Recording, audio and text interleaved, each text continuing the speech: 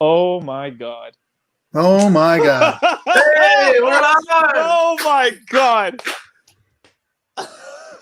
We weren't live. So We we're were sitting not here. live. We were not live. So Well, for the audience, a lot of really bad stuff happened while we were off the air. We're glad that didn't make the cut. We're glad that didn't make the cut. Right. Anyway, all right. So we're live, calm guys. that Moses guy down, man. There wasn't no technical difficulties. The asshole that's supposed to push his finger on the button forgot to do so. And that would be me. So sorry, guys. Yes, we are live. We've been live for a while. We even played the intro, and you guys missed the intro. So I'm sorry. What you know? Wide awake after the intro now, though. Right. So Yeah, we're right awake. First of many. It's the inaugural, baby. So welcome. Check the shirt out. Banks are not your friend. Oh, nice. Nice. I got my activist shirt on today, too. See my shirt? Oh, okay. Indian movement? The American Indian Movement, AIM. Oh, nice. Yeah. They're out there. I'm just Under Armour, sorry. So, anyway, everybody, welcome to Discourse Syndicate. I'm RG3, Litecoin Moses and Cabana Finance here with us tonight, getting things kicked off and started. We were already starting conversations, and so let me start out by telling everybody, this is the FN Hangout, and that just stands for Friday Night Hangout. And what we're going to do is we're just going to open up the stream.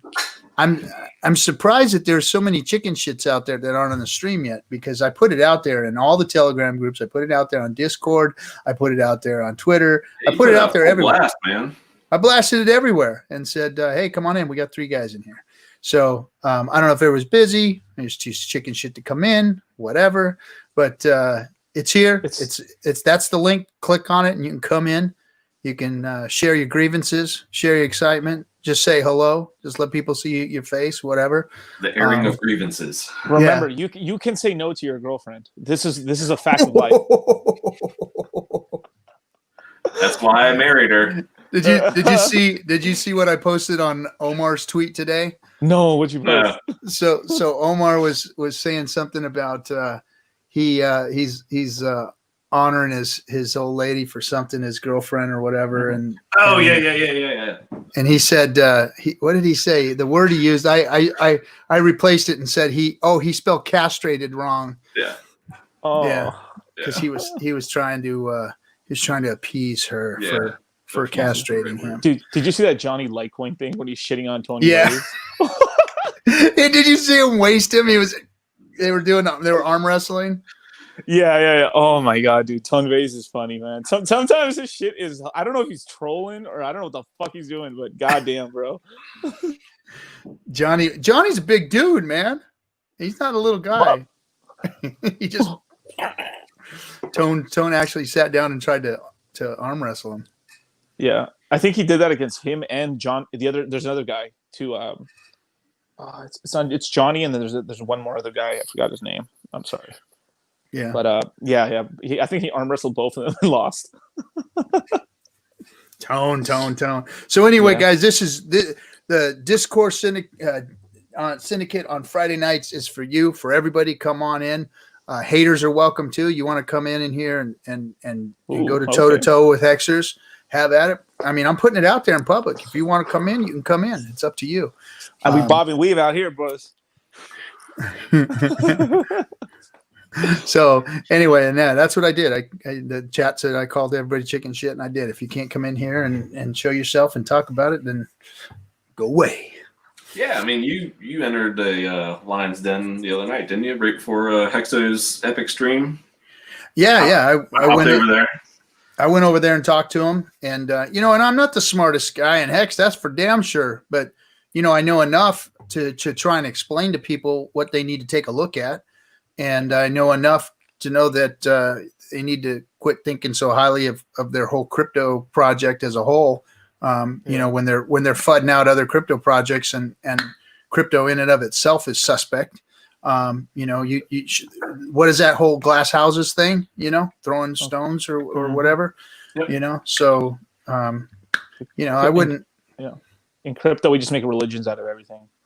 It's crazy, dude. It really does. Like, it's insane, man. The tribalism. Yep. That's actually a very good analogy. You are Bitcoin maxi, and so The religious aspect. It's, you know, if you don't believe in mine, then, you know, off with you. Yep. Yeah. So anyway, what's going on this week? What's happening in Hex? Well, we're moving back up. That's for sure. We're past the halfway point. And we got past the halfway point. I was told in the pre-show by Litecoin Moses. Yes, we have passed the halfway point. Let's go back to that. Yes. Yeah, so, and go ahead. that's a big deal. We hit the halfway point, and things have changed. We're going down now. The days are going down. Yeah. Did our interest or unstaking make it?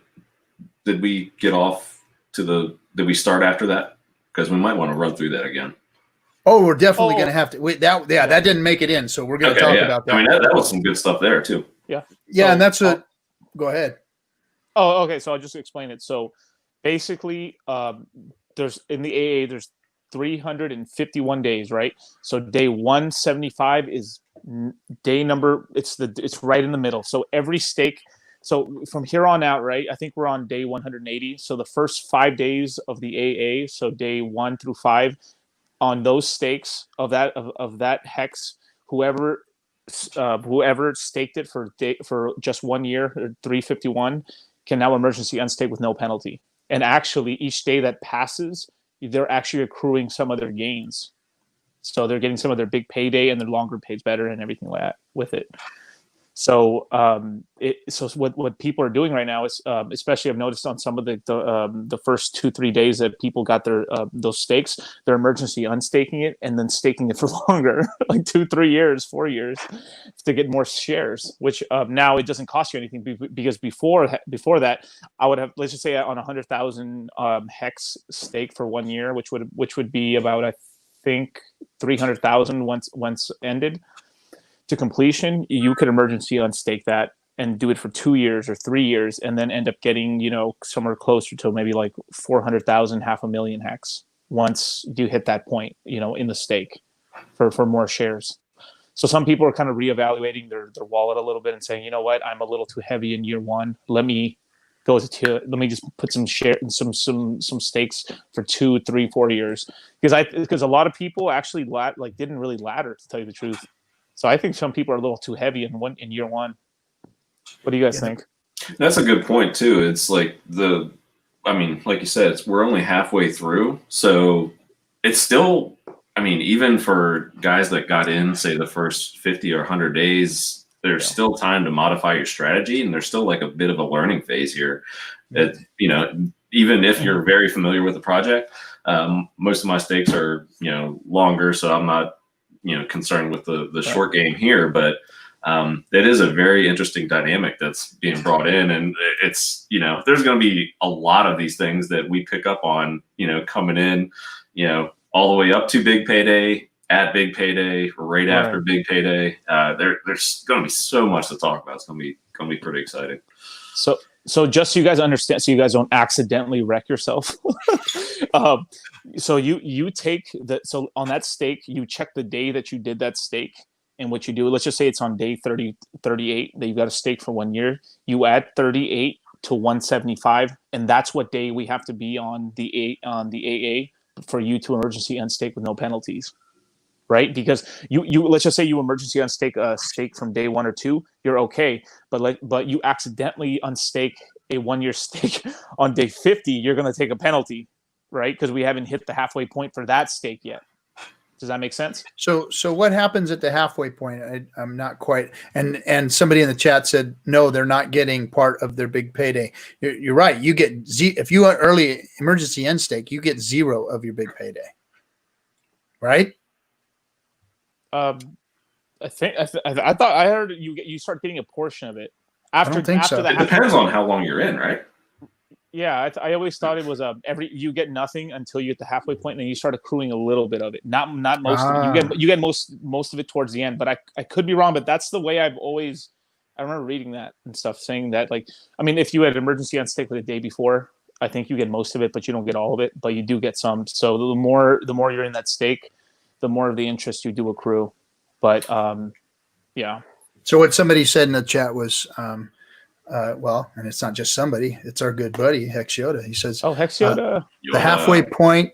I love that freaking avatar. Yeah, halfway point. You theoretically should make your principal back. So you're at par. You're at par. I thought we were talking big payday amounts, and that's where it gets a little murky for me because I'm not familiar with the shorter term strategies. Well, when we were talking to Kyle, he was talking how things are starting to roll into your stake as after you hit the halfway point, things start to occur.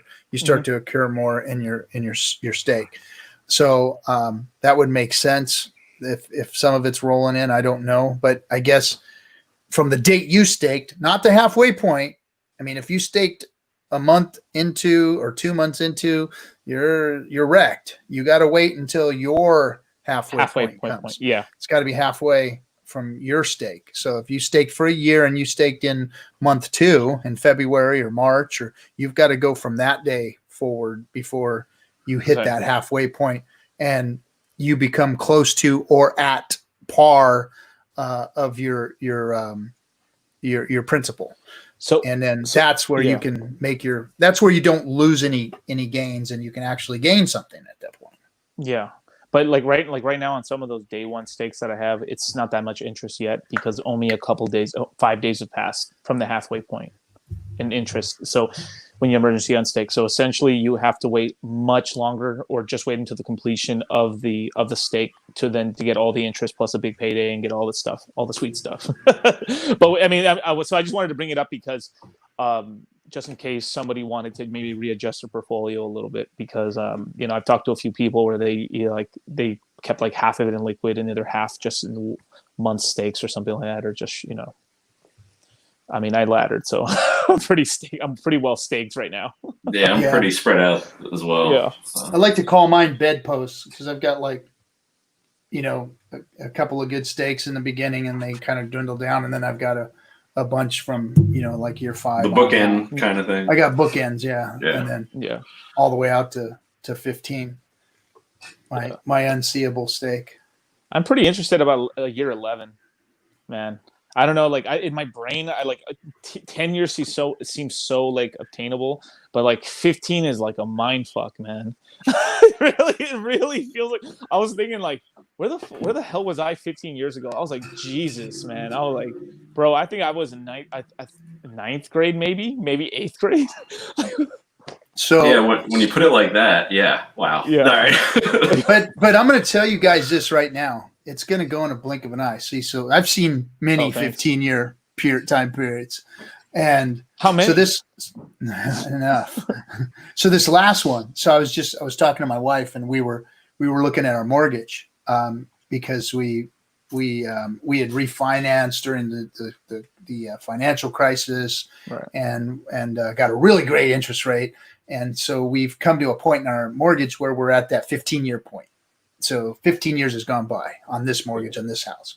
Our first house, it was different than we got this new house.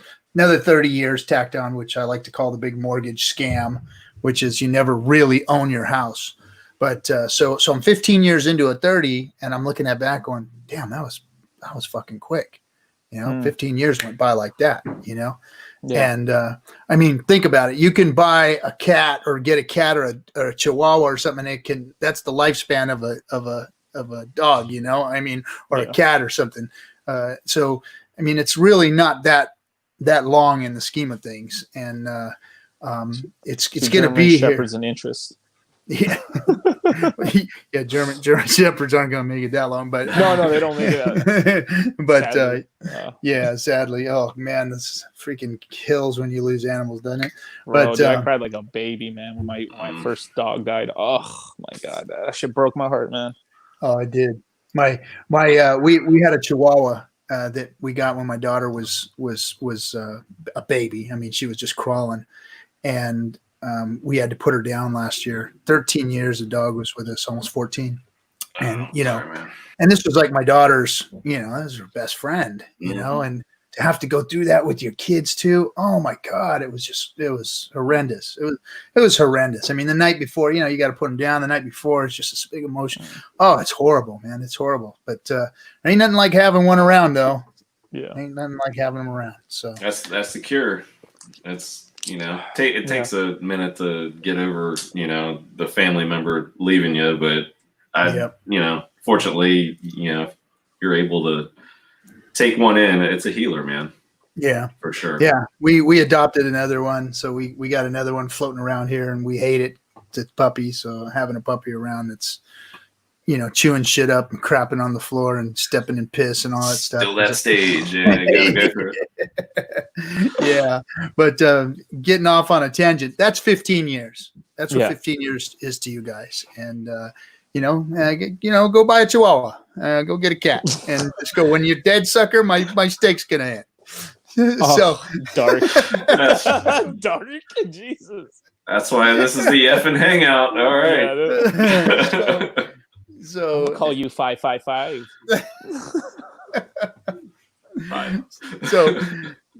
So it's really not. But like you said, that's year 10 and 11 is I think going to be. I think year 4 through 6 or 4 through 8. I think that's going to be an very interesting time. And I think 10 and 11 or 10, after 10 is going to be very interesting too, because I mean, it's inevitable. It's going to happen. You can't turn Hex off. It got turned on and it ain't turning off. Hex is going to be being made, and no matter how bad the price is being flooded by people now and everything, that's going to all change. It all goes away, especially after big payday, because it's going to be it's still going. I mean, and then people are going to want it. People are going to want it after big payday. When we talked about it on the stream the other day about financial products, we were sitting down with a guy. I think his name is KTNX, but he was talking about there ain't KNTX. Nothing else. KNTX, and there ain't insurance nothing guy, right? Yeah, the insurance dude. Yeah, and but he was talking about financial products too, because he talks about I guess insurance products and that kind of stuff for people to put in the solid, real stable money, right. And he said, there's nothing that, and even at worst, so if you do the averages out, Hex is probably going to be sitting at around 6% on the averages, 5-6% of interest. 369 is on a 1 year. On a 1 year? No. I mean, after big payday, right. Putting in a stake, you're going to get 3.69% on that. So that's unheard of anywhere in the financial markets. Okay. So it's going to be a product that's going to be very, very valuable, and it's going to probably make people want to onboard into crypto to have a place to store their money. Right. I think that 3.6 is if everyone's staked. I think if everyone is staked. Yeah. So I think we're going to get closer. I always think that the 80-20 rule, even though it's not perfect, I think roughly if a market isn't being manipulated or anything, it eventually goes to that mean where I think we're going to hit a point where it's going to be 80% stake, 20% people playing around trying to get more Hex. Rule. Kind of Tezos is a little more stranger. I mean, it's at 92% staked right now. Oh, really? Oh, I thought it was 80-ish, but all right. Yeah. It was 80. It's just more. It's just people just keep leaving it on exchanges or in the nodes, so it just keeps. That's the same thing I'm talking about. Where it's going to do 80. So it's going to get to a point where it's 80% staked or 90% staked or so. So then the interest would be I don't know, what would it be like on a 1 year stake? You maybe get 20%, 25, 30%. Just the people that are staking, right? But it's just building on itself at that point. On itself, and then it hurts the people who keep it in liquid. Essentially, they essentially get destroyed by inflation. Essentially, yeah. Hold on, I'm gonna put the link in here. For some reason, people say they can't find the link. I just throw it in the chat. Yes, sir. Yeah. There it is, right there. Come on, bring it, Hex Yoda. I think he's working, bro. Oh man. You know Hex Yoda's freaking. I mean, he's practically a doctor. Yeah. think he took his lunch break on Hexo's 24-hour stream the other night, right? Yeah, he's a PA, so he. Oh, cool. Nice. It's like that's like damn near. They do everything a doctor does. Hold on a second. Let me bring up KNTX here. He's coming to hang out with us. There we go. Oh, there we go. What's happening? What's up, dude? Hey, and hold on. Let me pull up freaking my partner in crime, the wrecked pirate. Come on, Hex Yoda. Yo, what's up? What's up, my Aussie brother? Sound. Just do sound check. You know Hex Yoda's like freaking. I mean, he's like practically a doctor. Somebody's got their sound like playing back. Yeah, he or took his something. lunch break on Hexo's. Right. There we go. There you go. Okay. You might want to turn up a little bit, Wrecked. If you got a volume there, come up a little bit with it. Today, because I got 2 USBs. Can you hear me? Okay. There, you're good. You're good now. Cheers, boys. How's it going?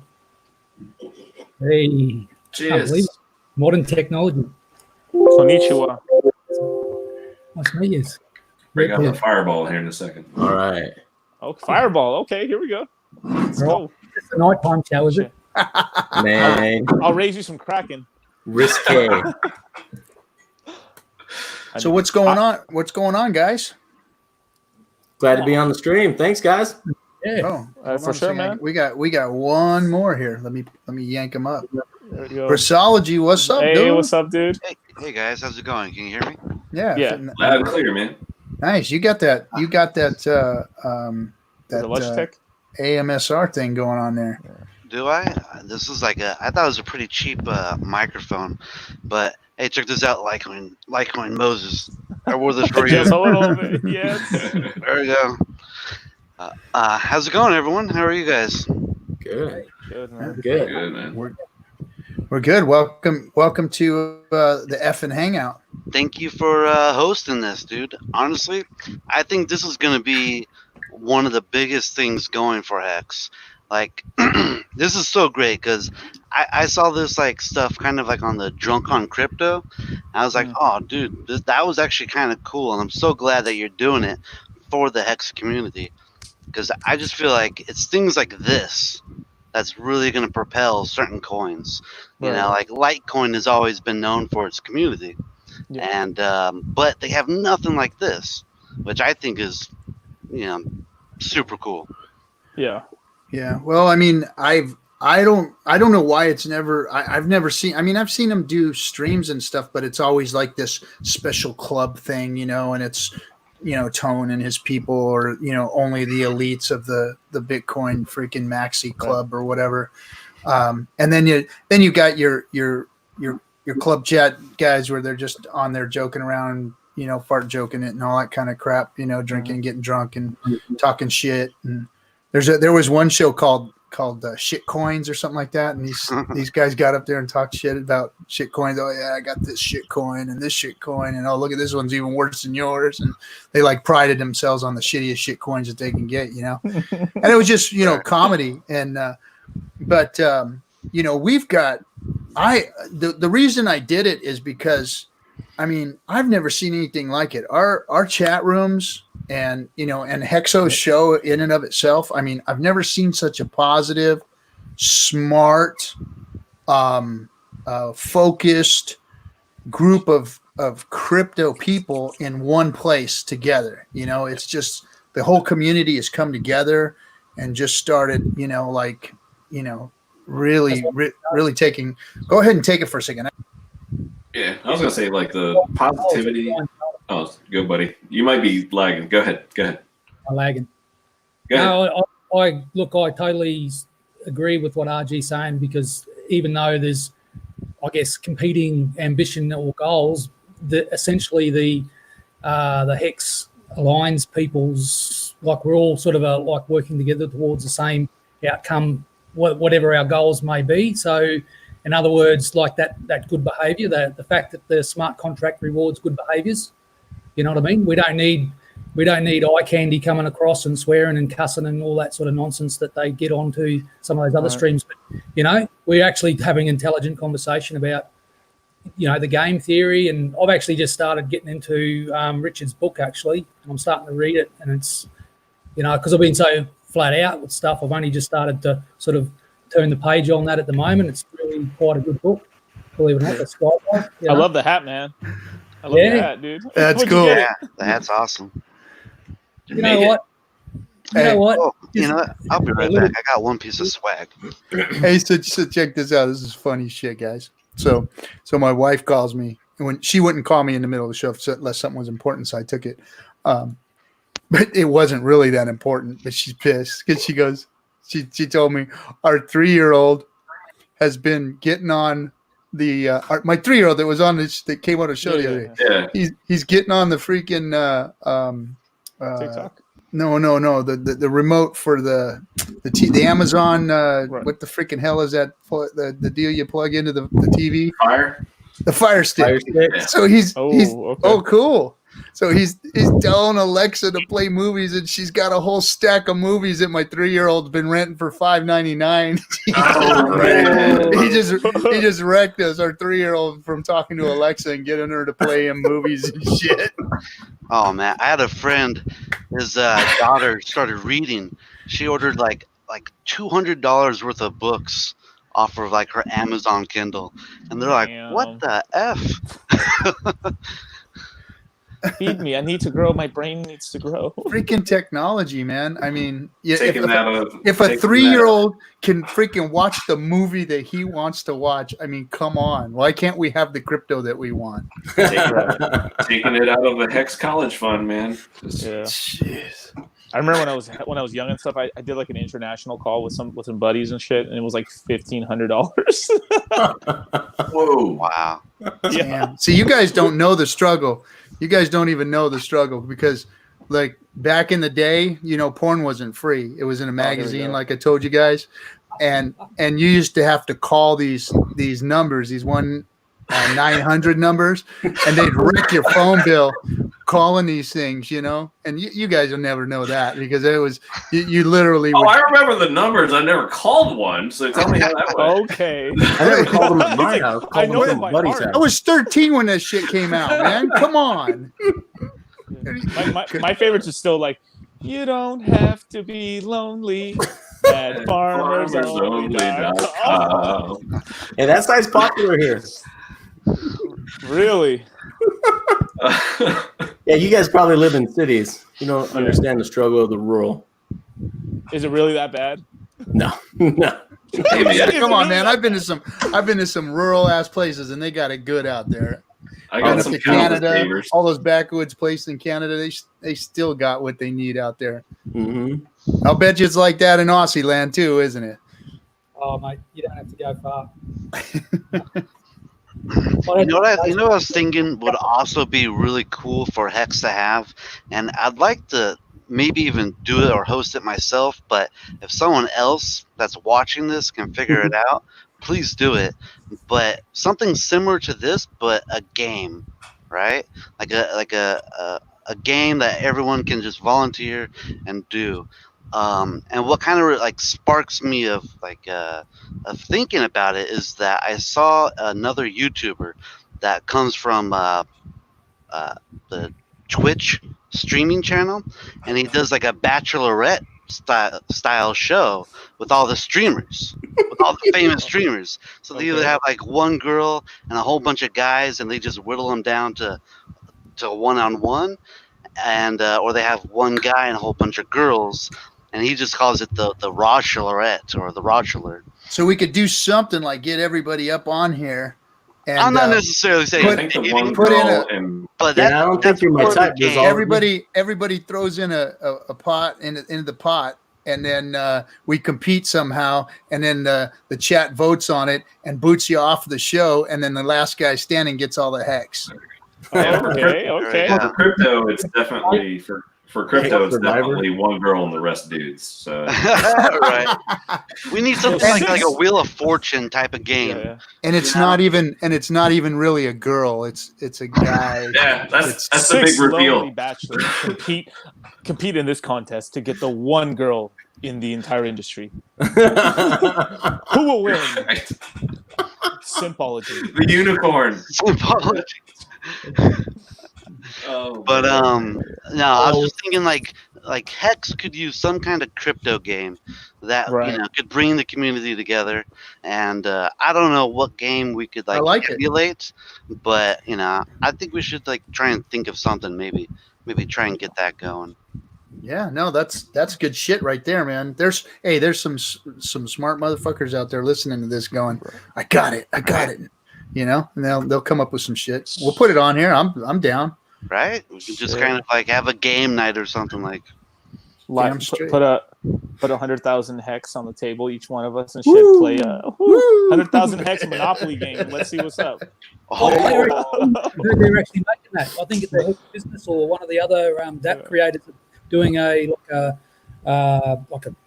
no loss game of Monopoly using Hex. So I don't know how they how they work out. You don't lose Hex, but playing Monopoly. But yeah, that's being created. That Monopoly game. Oh, cool. Oh, Maybe that is right. Maybe what you're saying is actually may come to fruition. Speak it into existence. that'd be awesome. that's what we're here to do, right? That's what the community's here to do. There's no expectations of anybody else doing anything for us, so we got to do it all. So if there's going to be some cool shit, that involves Hex, then that's got to be us that does it. And if you don't mind, I'd just like to say one last thing to Hexologist. I know he's not here right now, but I freaking love his show. And I know he's going to watch this later, and I love you, Hexo. I think your show is so great. I watch it every freaking day, and I love it, and just keep doing it. So let me say a couple things about Hexo too, because I mean that when I first started looking at Hex, I was like, man, is somebody talking about this thing, and I found Hexo, and I'm like, oh, this guy's cool, man. He throws the numbers up there every day, and I'm like, shit, he's doing it every day. I went back and watched all his shows, and then I heard him say something one time. I'm like, I mean, this fucker's a Marine, man. So I sent him a message, and we started talking. And of course, because of who we are, being both Marines, we became fast friends. I mean, fast friends. And they don't make him any better than that guy. I mean, that guy is solid. He is who he is on that stream. That's who Hexo is. He's a freaking nice guy. And he is responsible for this channel starting, because I had an idea to put a show together, and he told me he'd support me and he'd help me. So this show is because of Hexo. He helped put it together. He helped back me up. He helped me put the YouTube stuff together, because I didn't know what the hell I was doing, and I still don't. But so my hat's out. He's not here right now, and the only reason Hexo's not here right now is because he is working his ass off on that show every day, and guy's got a baby coming in like a month or so. So I mean, Mama's gonna castrate his ass if he doesn't spend some time with her and help out and stuff. So that's the only reason why he's not with us right now. And he has the best thumbnails on YouTube. Dude, nobody makes him better than he makes some good shit, man. Yeah. That shit. Castaway one was amazing. My favorite's know- still the tiger one. The one with him is the tiger. And that just killed me, man. It creeped me out so bad. I want him to do a Scarface one. The Scarface one was good too. That was good. You go back and watch the reruns, it's amazing, even like the ones from December where he's doing those little 3-4 minute ones, how retro they look. That's so cool. It's Oh yeah, he had some serious upgrades with his technology there. Yeah. that's right. Yeah. So it's how to see how the show's evolved over the launch has been really good, and he's just grown from strength to strength, that show, and support and Yep. 6 months, man. That he's taken off, man. He's just owned it, and good for him. Yeah. He's killing it. So what's the chat saying? Hexol is the champion. Hexo the best. Big respect for the Hexologist. Yeah, he's Yeah, he's just as much of a leader in Hex now as big of a face as Richard. I mean, he's out there every single day. So, big respect. Let's see what else. Oh yeah, Semper Fi, bro. Stars 11. What else is in there? Oh, the Wilson one was creepy. Yeah, that was another funny. Let's see what else. I was hoping to see some questions in here. All right, well, I'll just let it free for all. So, what else is going on? What's going on in crypto, Litecoin? Anything exciting out there that we should know about? Well, there's a couple points pumping, but I don't know if you guys want to hear about that. I mean, alts are moving a little bit. It kind of got jiggy last night. And that's the point. My alts. So that's the point. That's the point is, I mean, the talk a few months ago was altcoins are never coming back. Bitcoin's the only thing that's going to, survive this. Because all the, let's face it, all the very weak altcoins and ICOs that never made it, they all died. They just, and I mean, they were down to nothing.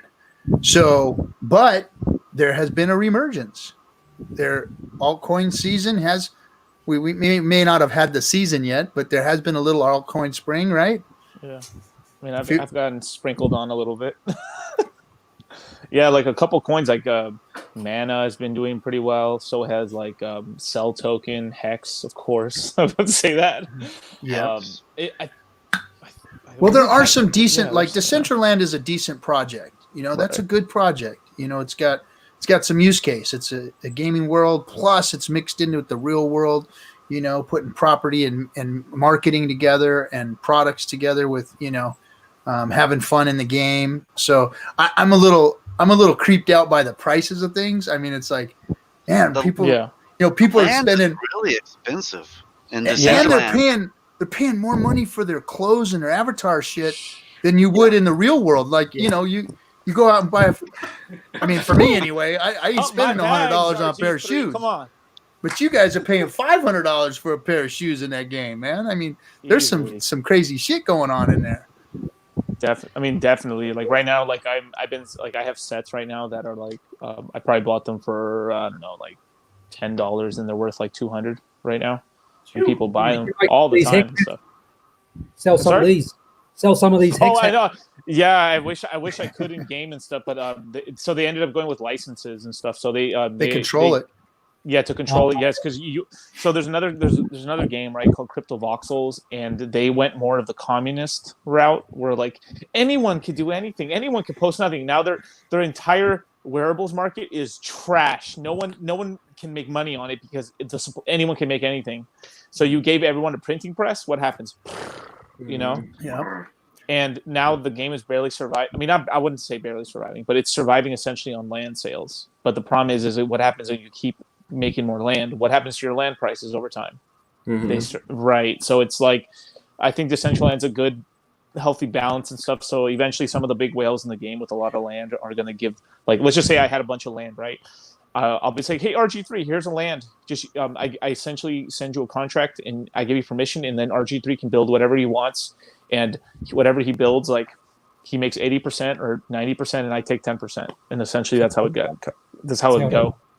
Yeah. So that's value by different infrastructure or houses or unit or buildings. Well, basically you buy the land, and then from there you just develop it through Blender. There's a Decentraland Blender, and then you build like storefronts, or you build whatever, an attraction or something, and then you add a little contract to it to charge people to play it and stuff.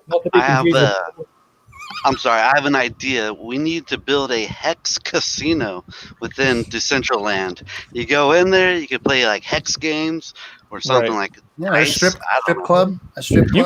You can build stuff. Yeah, just the casino ones. It's you would have to get some sort of because there's kind of a waiting line and stuff for the casinos as well. Like now, there's this guy called Boss, a cool dude.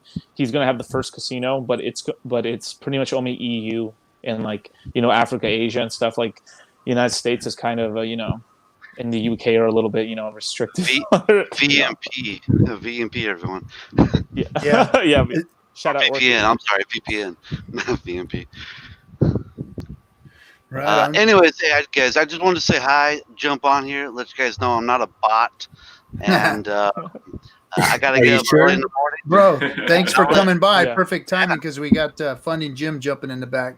The I way gotta you let post, someone man. I else- see your Good posts having you, everywhere, man. Brissology. Thanks, Briz. Later, dude. Thanks, Yeah. bro.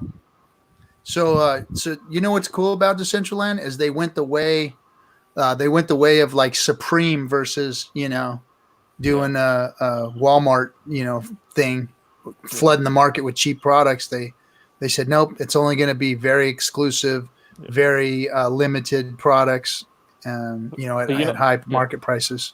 But you know why it works is because all right. So I would count crypto people in the gaming category still, because we all use technology, YouTube and stuff. We're all kind of gamers essentially, but we're the highest end of the gamer market. We're essentially gamers who have money, right? So the gamers, so it's like the crypto people are essentially people who take their fiat, their dirty, disgusting fiat, and put it into crypto world, and over time, like they put a little into Bitcoin, some Litecoin, a truckload into Hex. So man, but over time, without them even knowing, their dollar cost averaging in, and over a year to like somebody like I've been around since like early 2017 accruing. So I've been purchasing cryptos for about like damn near 3.5 years now. So it's like as long as you're not selling at terrible times and stuff, you end up over 3 years accruing a shit ton of crypto, and then now you have a lot of people in the same position that have been around since 2017 with a lot of silver and gold in their pocket, and we're creating like opportunities for them to kind of show off inside the game and stuff. And then it's the same thing, and it's essentially just value. It's kind of like you're peacocking essentially, but people want to peacock and just show off their status essentially. Like, I mean, look, there's people that are like, I've been around since 2015. I've been around since 2013. Well, I met Satoshi, like. And it's just like, I have Hey. a question. What's up, Funding Jim? Welcome to the FN Hangout. Yeah, it's pretty awesome. I've watched it before, but it was in replay. I never saw a live. Well, wait. version. We haven't. This is our first FN Hangout. We've done, Discourse Syndicate where we have guests on that we schedule, but this is a free for all night. Anybody can jump in. Anybody can come in and talk to us. Fudders, hexers, whoever.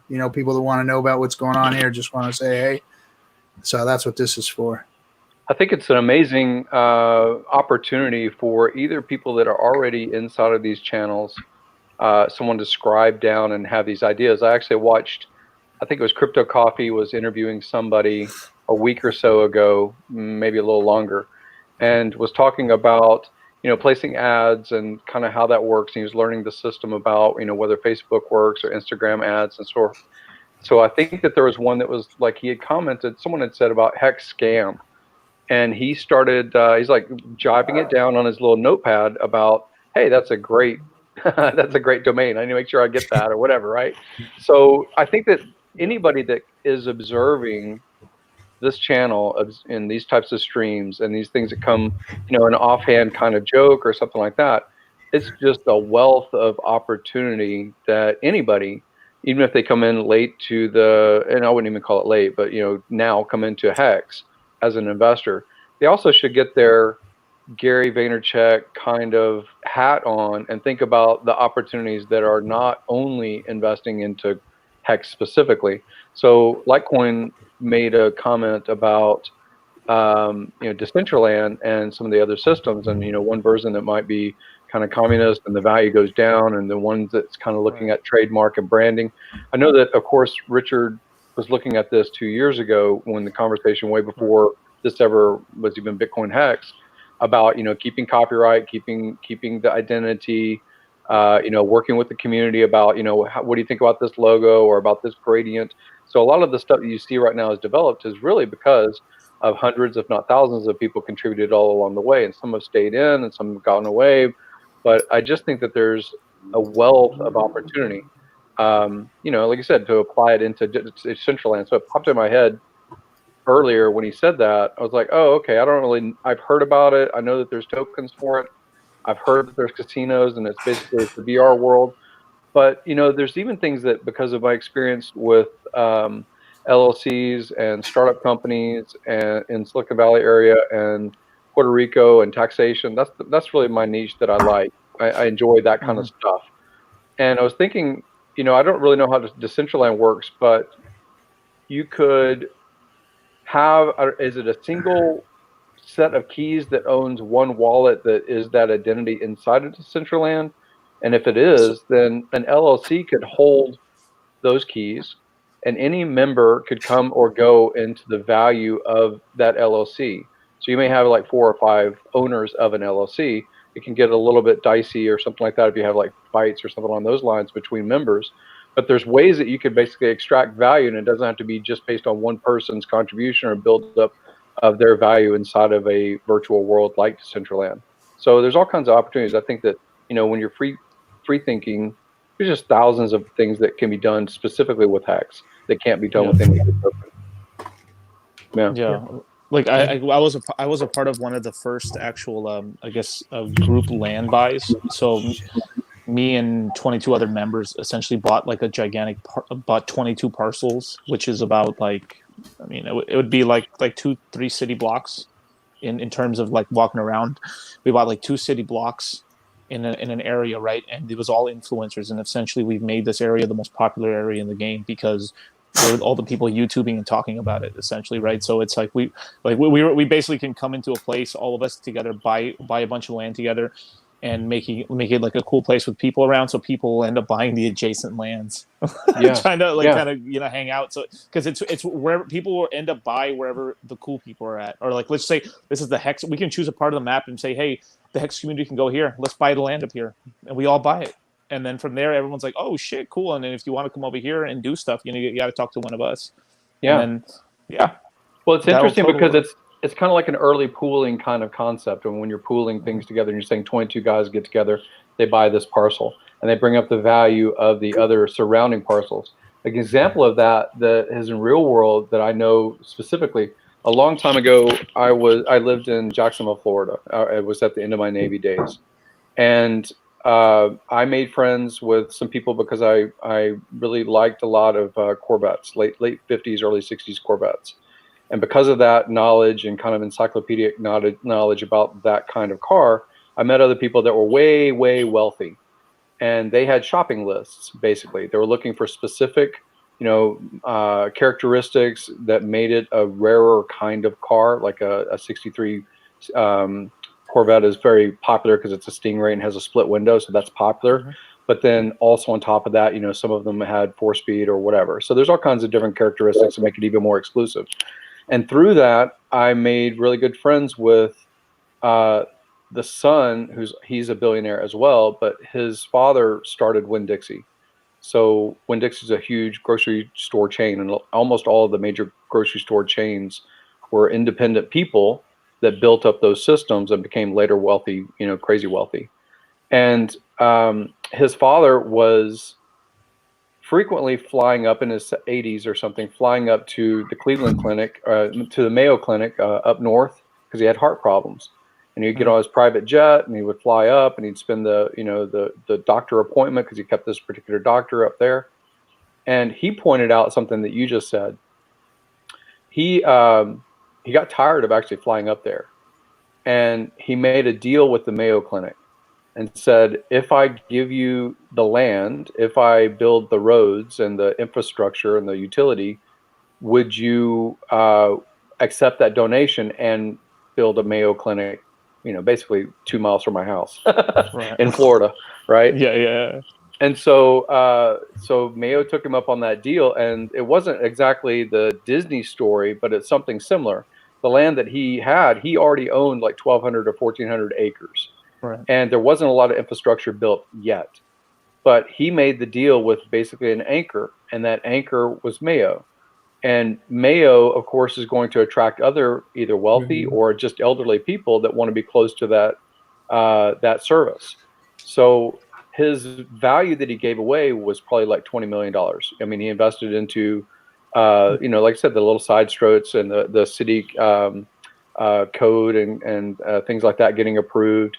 But then Mayo built their own building on top of it, right? So they got the land for free, and then they built what they wanted. And then he made something like $2 or $3 billion from the surrounding 1,200 acres. Yeah. Basically because everybody wanted to buy around it, right? Exactly. He controlled all the externalities.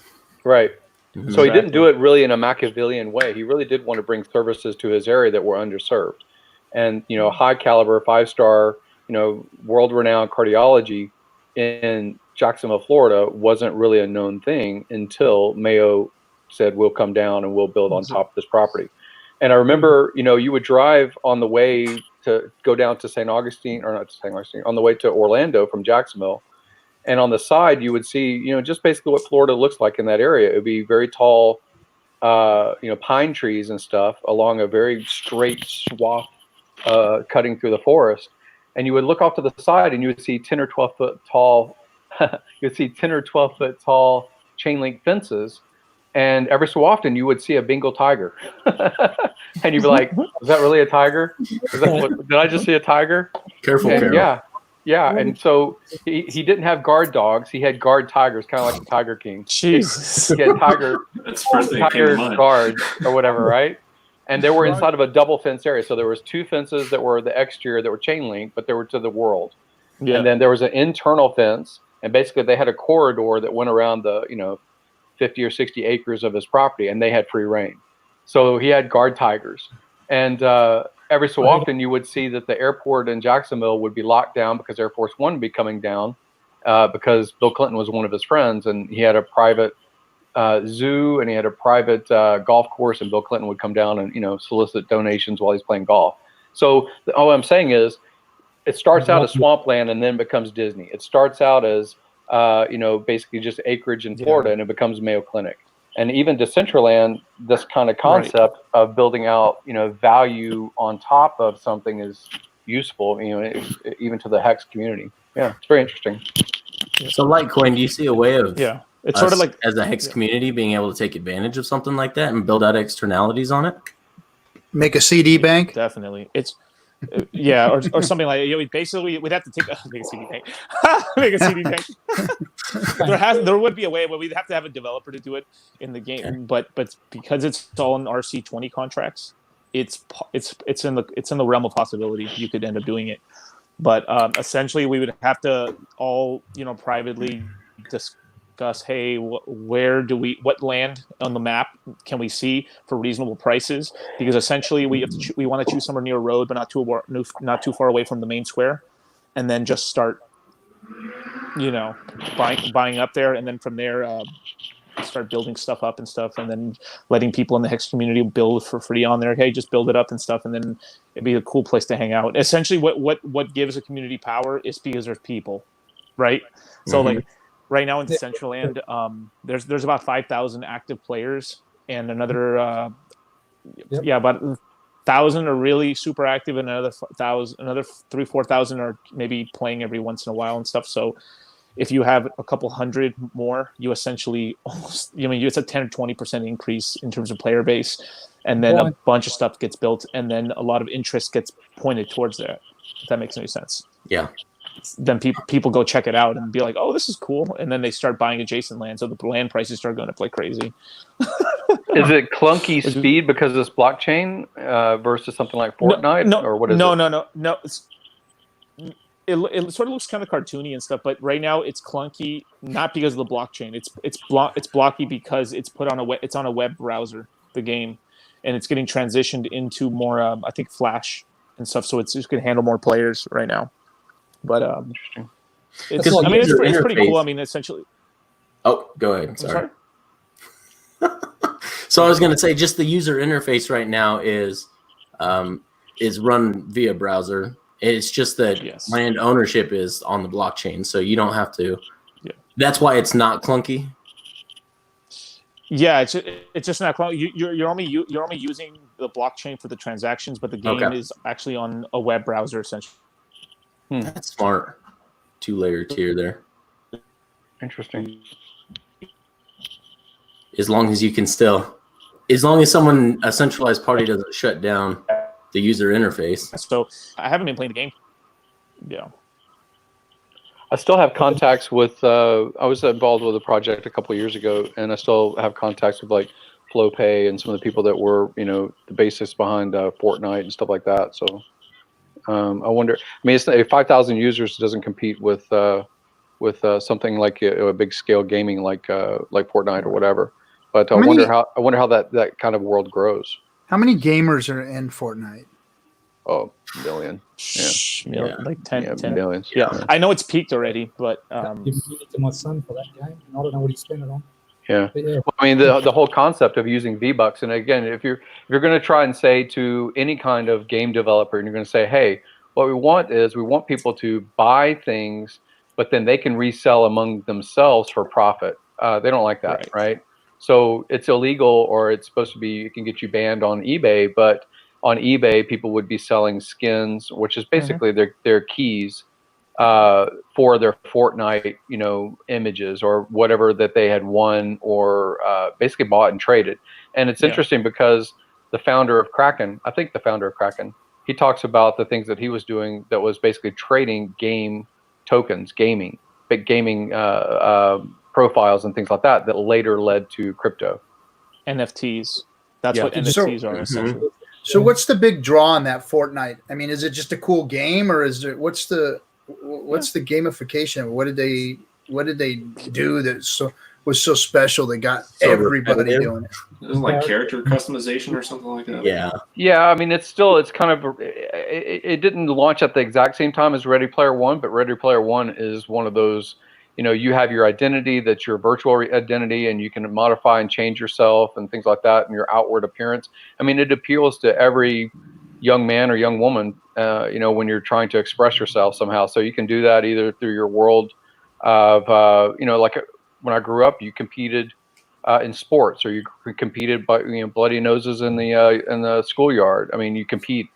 And so that's what rose with like arcade games and, Nintendo, and this is just another version of it to me. I mean, from my perspective, but it's competition. I mean, it's identity and it's competition, So my son and I had this conversation when Ready Player One came out. I said, that is cryptocurrency right there, because they're buying real live items in the real world through their gaming system with coins that they're earning during their playtime. I said, that's only a matter of time before that becomes a reality. Well, that's where crypto started. Crypto started in gaming. It wasn't Bitcoin first. It was crypto first, then it was crypto in gaming, and then it was Bitcoin.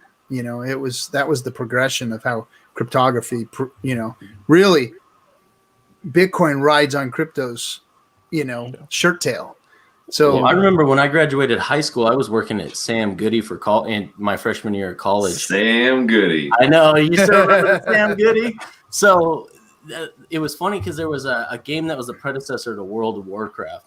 And there were people that were selling items within the game through a third-party broker. And they were selling hard-to-find rare items back and forth to each other with a trusted center party that was handling the transaction to make sure that one person got the equipment, the other person got the money. And it was big-time money. You'd see people selling their avatars, people selling items within the game for thousands of dollars. And then RuneScape. I think eBay, as Funding Jim said, started cracking down on a lot of the World of Warcraft guys, like when they were selling WoW gold and whatever. Yep. Yeah, I can't remember. What's the name of the founder of Kraken? Is it Jesse something? I forgot his name. Livermore, maybe. I forgot his name. I saw an interview. He rarely does interviews. He's not one of these public face kind of out there people, and he rarely does interviews. But he did do an interview, and I saw it, and he was talking about, basically just like any kind of arbitrage, you can play amongst yourselves, but like all of these cell phone games, I mean, because they become addictive, and people do spend hundreds of thousands of dollars on these kinds of even cell phone games that are addictive. And I think when he first started, Bitcoin I think he had heard of Bitcoin, but he hadn't done anything with it. So it was all the way up until 2013, I think, is when he basically started to make the switch. But before that, to be in crypto. But before that, he saw a business opportunity. He saw that there was supply that's lacking and demand that's higher. And so he hired Chinese people. And the Chinese people would sit all day, being paid, the wage that's fair for a living there. People that didn't even like video gaming, but they would just walk through the worlds, collect the tokens, collect the things that are, the gaming shields and swords and so forth. Oh and my God, he was a gold farmer. Yeah, so he was a farmer. He started a gold farm. Oh yeah. My! So he made millions of dollars, and that's crazy. He got like the the SEC or whoever it is, like the FinCEN, because he's paying across international borders into Chinese renminbi or whatever their currency is called. But he had to convert, and he had to figure out, how am I going to pay? How am I going to send $100,000 to pay my Chinese farm to send me gold coins that I can sell into the local market? So, I mean, arbitrage is all around us. I mean, it's amazing what has been created with Hex as far as a cyclical marketplace that doesn't eat itself, that actually blossoms. It's really amazing. Everything builds on the predecessor, and we just take what works over time with multiple things and then create something new, essentially. And that's what kind of Hex is, you know. It's a bunch of older ideas merged together, added with blockchain, and then tons of game theory, you know, and like, you know, and then boom, you know, it's the same thing like Decentraland, the same things. Decentraland was the inspiration for Decentraland was actually Ready Player One. Yeah. Right. It was Ready Player One, and they essentially took the markets of World of Warcraft and RuneScape, which were the two big markets, and that's what started the entire like NFT trades for wearables. Yep. Yeah, it was. Yeah, because I played RuneScape back when I was a kid and stuff and everything like that, and I played heavy until like World of Warcraft. Like I threw like 2 years of my life away playing World of Warcraft, like, and it was pretty crazy. Like I was doing something. Well, you know, something called I would sell twink items, which sounds really weird, but like sounds gay. It sounds super gay. Twink. I don't know what that is, but maybe you should put a blur over it. yeah, but it basically is like you have your maxed out account, and what you do is you and a bunch of other buddies decide, okay, we're going to restart our characters and only level it up to like the first level, and then we are going to spend all our fucking money to get the best items we can for that things, and we're essentially playing around with like it's like, imagine like you spend like $10,000 to soup up a fucking go-kart, and you're battling go-karts against each other. That's what's going on. and that was the twink market, essentially, right? So what I would do is like I would go into the market and buy all these little items and stuff, right? And as the market started getting hotter and hotter, right, the prices on these items exploded. So I started just making a killing. Like I maxed out gold on my account like 4 or 5 times and shit. I was just spending gold like crazy. I had everything. I mean, it's amazing when you look at people that make commentary in the crypto space. Almost all of them say RuneScape. I've never played, but Ivan on Tech comments about it. I mean, it's all kinds of people that say, you know, that RuneScape is what got them started. Yep. And then they get hacked or they lose their access and like, oh shit, I got to start all over, you know? So it's very interesting. Yeah. Yeah. The gamification of crypto is a must. I mean, if we look at any adoption at all out there, it's the gamification of it. Right. Oh, it's Black Sheep on there fucking cutting up and shit. Yeah. Dude. Anyone like to get in there? He wants to hear more about twinks there, Litecoin. Don't start talking twinks with Black Sheep. He's going to turn it into something, man. I'm telling you. He will. All it takes is gold and twinks. Yeah. So, go ahead. Go ahead. I'm sorry. No. Well, the reason everyone keeps talking about RuneScape is because, like, even when I was younger and stuff, RuneScape, like, I was barely, 5th, 6th grade when RuneScape was really popping, right? And I played RuneScape and stuff, but I wasn't that old. I mean, I wasn't old enough to really like play Arbitrage games essentially with it.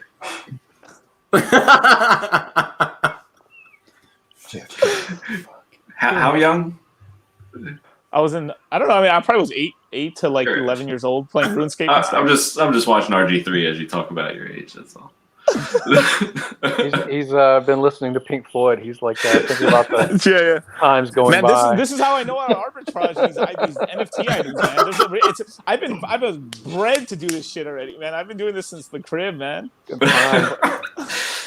But well, just am I saying it's like the reason I think it's mostly the Xers. It was mostly the Xers because the Xers are 10 years older essentially than the millennials, right? So where I was 8 years old, right, they were 18, throwing all their entire time into playing these games, and that's how they learned how to trade items back and forth to each other and stuff. And then they've just taken this and advanced it over the ages. They gone older and gotten more money essentially. If you look through what demographics are, like people kind of peak out money wise, like 45, 55 around that time, and they kind of just stable off after that. And only a small percentage of those people just continue to grow their wealth, right? Mm-hmm. So as that demographic of the Xers are growing right now, right? They're in their prime money making years and stuff. So they're kind of pushing the world sort of towards that, and then the millennials, which are just following suit. So that's why we're pushing towards this NFT virtual trading stuff, because that's what they all grew up on, right? Mm-hmm. That's all it has to do with it. Question: what do you guys think about the adoption amplifier and the UniSwap correlation? I mean, there seems to be that there's some either venture capitalists or big money going into the AA, and UniSwap seems to be the place to go if you're just buying bits and pieces of Hex. Like at the moment, there's 20 hours to go on the current day. There's already 10,000 Ethereum, which is 2.2 million US dollars already in the adoption amplifier. So here's 20 hours to go. My beautiful opinion on that is I don't know fuck all about it or what's happening, but what I do know is that for the last 6 months, the correlation of the AA, Uniswap, the whales, whatever, has all been acting in the favor of Hex and Hex stakers. So for 6 months, all of that activity, whatever it is that's going on in there, who's ever providing liquidity on Uniswap and gaining from that, and whoever's entering into the AA, because for a minute there, as I was trying to piece it together, I was thinking, okay, somebody's supplying the AA to keep the price right in Uniswap and blah, blah. That's wrong. What's really happening is that whales are utilizing the AA and Uniswap to compete for better prices of Hex so that they can buy larger amounts of Hex. Yep. And in the end, it ends up balancing. So you got to also. So Crypto Coffee's comment earlier today on his video about inducing a price, inducing a value. I don't know if you guys saw that, but he was talking about dollar Hex, and the unit bias about would you rather have 1/9,000th of a Bitcoin, or would you rather have a Bitcoin? Would you rather? And we heard this 2 years ago when it was talking about that when the alt season happens, it is partially because of, or was partially because of the perception that I want this one unit to multiply into X, right? And it's harder to do that with Bitcoin. So people should realize that on Uniswap, the pool, whoever wants to be in the pool, anybody can be in the pool, but the pool receives 0.3%. And 0.3% of the volume just in the past 6 months, each day is around $2 million. So if you do the math over the course of a year, if it just stayed exactly the same, the pool receives about $2 million per year for being the pool. It's receiving an income for being the pool. So you have to consider that if you put money in, if any whale, if any person, if any individual wants to put one Ethereum into AA, it is reinforcing psychologically to the rest of anybody that participates on Uniswap about what's the price? What should the price be? What's my comparable? Well, the AA is going to be over in 20 minutes. And if it's over in 20 minutes and it's saying this is the price, maybe the price on Uniswap balances up and comes up. And like RG3 said, is it kind of self-reinforces for the benefit of Hex holders, Hex stakers, Hex traders, Hex whoever. Because at the end of the day, that $2 million that's going to the pool goes somewhere. Maybe it goes to a house, maybe it goes to a monk in South America, who knows? But it goes somewhere.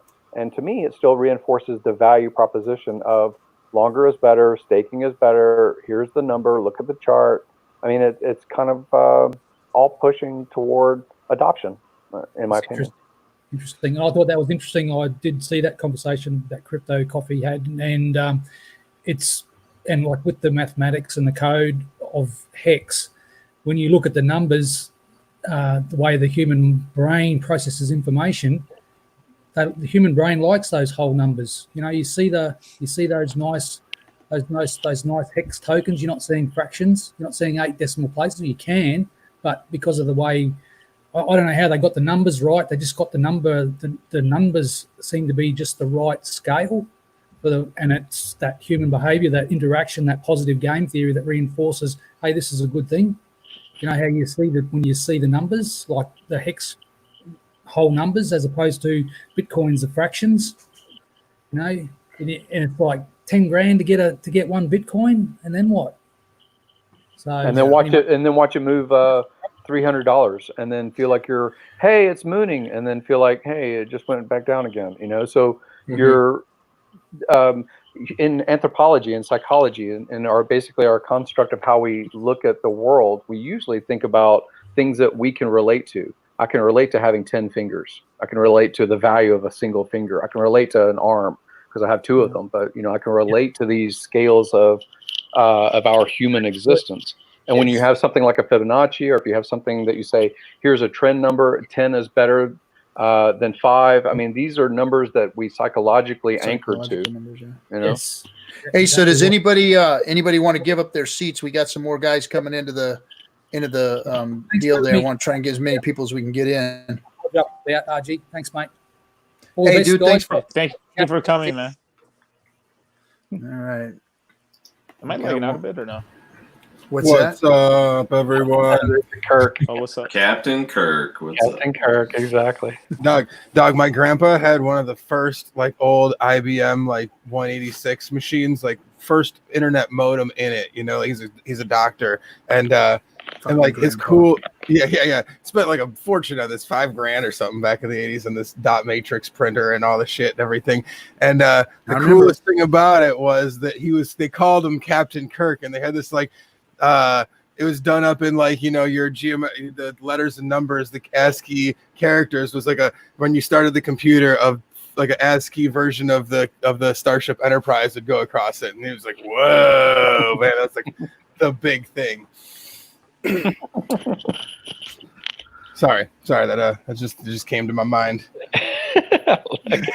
Intro, baby, intro. Yeah. I'm full of useless ass stories like that. Tell us how you really feel. Come on. We don't have time for that. We need another 24 hours. Soon. I ain't doing that shit again, man. That's a once in a year. No way. I don't live on as legend. I'm gonna do a big payday live stream. I might do that one. Hexo and I talked about it, but man, that freaking, that killed me for the whole week, man. I went into insomnia. I couldn't go to sleep after the whole 24-hour thing went. I couldn't go to sleep, and I was up for another 12 hours after that. And then when I crashed out, I was out, and I lost 3 freaking days, man. That was weird. Oh, it takes your body a long time to adjust after something like that, man. If you don't crash out right away. Yeah, for sure. Then you start going into that crazy mode where you're like, I could stay up forever. And you're like, does anybody else want to kick out? I got another one in here. I will. We'll catch you guys later. Thanks for hanging, bro. Yeah, man, always a pleasure. Peace, Kinetics. Next Friday, and we got our favorite fucking lawyer, crazy uncle here. Our favorite. Did you guys miss me? Your hair is looking about as shaggy as mine. I was just telling RG3, there's got to be something better than 6 at a time, man. We're getting too big for this shit. We're going mainstream, baby. This is our first show. What are you talking about? We're screwing up the first one, right? Well, the other platforms suck, man. That Zoom thing is you can put more people on. I don't know. Maybe it's just because I don't know how the quality is. I mean, Zoom. I've never had any issues with Zoom, or I don't know how many Hangouts can handle, but you start to get so many people on there, just dog, who's talking next and who's right. I know. It's like the Drunk on Crypto show. Yeah, I like having it manageable here. It's already we're already got people rotating through, and I think this will work for a while. StreamYard's great. You can pull up comments and things like that with ease. It makes for a really good, easy. We need to at least have some fucking hookers and blow in the green room, though. I mean, Oh shit. Well, boy, Black Sheep, he's actually this guy Audio Withdrawal right here. He's the one that did the inspirational, the backing, the electronic track on the Hex Anthem. Oh, he did. In the beginning, you hear that intro that comes in. Yeah, that's all him. And then I came in and I destroyed his song, man. I fucking butchered it. Oh yeah, but no, he's actually he's now butchering the whole thing. He's I don't know. I got to hear it after the stream. I think he added some dubstep to it or something. So wait, we got a new version. We got a new version of it coming out too, an alt version. So stay tuned for that. Nice. Yeah. What you drinking there, Sheep? What's that? What you drinking there? I've been babysitting this vodka cranberry juice for like 4 hours. 4 hours? Damn. Well, I've been on the phone, man, all day, back to back to back to back. Yeah, I fucking do. I get smashed at work. I don't care. But it's like when I don't even have time to drink my fucking drink, dude. This shit, dude. It's like this fucking job, man. It's like I love it. I love working at home and shit, dude. But it's like I don't give a fuck if your shit burns to the ground. Honestly, you know. Like, I do tech support for Vivint, you know, the security company. And dude, you know how many times I just want to fucking reach to the phone and just fucking strangle these old ladies that can't fucking plug in a goddamn router? Dude, it's fucking ridiculous, man.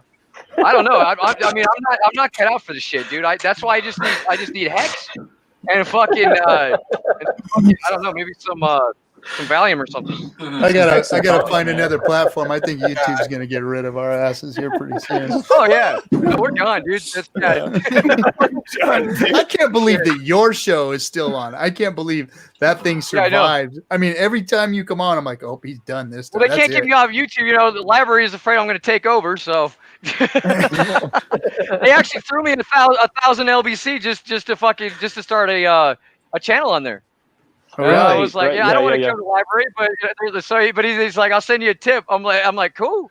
I hope that this 1,000 libraries worth, it ain't gonna come anywhere close to Hex, though. I mean, it's like it is cool to save your videos, man, just in case. I haven't gotten into it yet. I mean, I like YouTube works, but then again, YouTube sucks. So there's a lot of bad things, but they got most of the market share, you know. We just got banned on this one.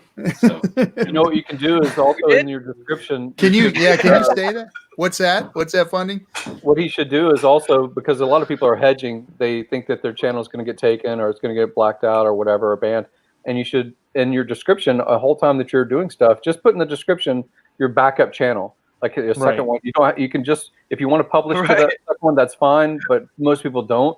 They just put it in the description. It says, go ahead and subscribe. There's nothing on it yet. But if you see me disappear, I'll be over there. Right. And so you just have a list of like 4 or 5 channels, and they follow you all the time until something pisses you off or you get blocked for 2 days or whatever it is. And then they find you on the other channel that they already knew it was there. You know, that's a cool thing about like StreamYard. The second tier, I was going to say. StreamYard only allows me to push two streams. That's what I was saying. The paid version, but Restream.io will let you, stream to multiples. Yeah. So, what about OBS? OBS, man. Yeah, I wrote a song. Sorry. Go ahead. OBS just kills my computer. It just doesn't like it. Oh yeah, I know. You think yours is bad, man? Mine's 10 years old, dude. I need to upgrade this piece of shit, but look, it's working. So yours works pretty good, dude. I don't see you lagging out or anything. My computer just like freezes up on crazy, OBS. Man. It does not. It does not like OBS at all. Well, I got a Mac too, so it doesn't. It doesn't work well. The platform isn't built for Mac. It seems like. I don't know. It depends. But I did a song about a month ago it said that. It had my backup channel in the lyrics. It was like, I'm the black sheep. You want to come around here, you'll get your ass beat. I want to make it real clear that you can't stop me. Right? And and if my YouTube channel disappears, I'll be on Twitch TV. It's in the library. Go check it out. I'll link you. Oh my God. I don't know where I come up with this shit, but people like it. Subliminal messaging. That's how I get all my best marketing out, just through subliminal messaging. Right. Do 10 years takes. So I got a general question. Punch with LSD. What's the general question? The general survey, and stay out of politics. Not going to comment anything about politics. Who cares? Whatever. Right? There's going to be a election, but whatever. My interest is about money. And it's also about where the next bubble is going to happen. So $6 trillion went into the economy. ledgers, so to speak. And right now, that still is going into stock. It's That's just the problem. easiest, the That's fastest the biggest on-ramp. problem. Yeah. And so we have basically two economies. We have the financialized economy, that's basically the trading back and forth of digital concepts of value. Here's a dollar that's in this ledger, and banks are lending out, and it goes into the cycle, basically the machine. And then you have the separate economy, which is here's what groceries cost, here's what my house costs, here's how I can exit or enter into something that I can actually utilize, you know, whether it is a house or a car or health insurance or whatever you want to call it. So there's two economies. And my question is, what do you think out of the two economies, if you're not in stock and you're not inside that early access to capital, what do you think the next bubble will be? Do you think that the next bubble, we all want it to be crypto, but do you think that, I think that it won't be necessarily crypto. Where do you think the next bubble is? Because real estate got saved, so to speak, in 2008 with the TARP stuff, but where do you think the next bubble will be? So how does a bubble paper. get created when you've got how does a bubble get created when you've got so they already pumped up the stock market to give it a few more months, and then all the CEOs exit scammed. They got their little tax deal at the end there. They pumped back into their stock, pumped them back up, and then they all exit scammed. I mean, this is public knowledge. You can go see how many CEOs exit scammed this last year. They knew this was coming. They created this shit. And then so they dumped it. They had the biggest crash since the freaking Great Depression. And then now all of a sudden it's money. The money's being printed and the stock market's booming. And there's millions of people in the U.S. anyway. I'm sure that globally it's out of jobs, out of work. And you know they're throwing crumbs at them, but that's going to dry up, and the stock market is still going to be sitting on all that cash. I don't know how it comes back out of there. I don't know what happens at this point, because you're going to have Main Street fucked with no money, with no jobs, with nothing. You may, like you said, have some type of a regime change or some type of a regime continuation here in the U.S. and what that's going to do, nobody knows. All right. But that money is just going to be sitting in the stock market. I don't see it moving anywhere. I see market cycles happening, and like I've been involved in this industry for a minute, so like and of course I say it because like as I'm involved, but I just recently. If you want my opinion on it, I think that like a good bubble to be looking at next, or just a market cycle that we're in a low of, and that seems like it's a good time to make start going back up in the other direction, is metals. I mean, it sounds as old as it's just like that Richard thing that he was talking about on the hour-long stream, or the day-long stream, where it's like, the fourth mind, of like the minds, when you reach cosmic level, you're like, oh, just keep it simple, like.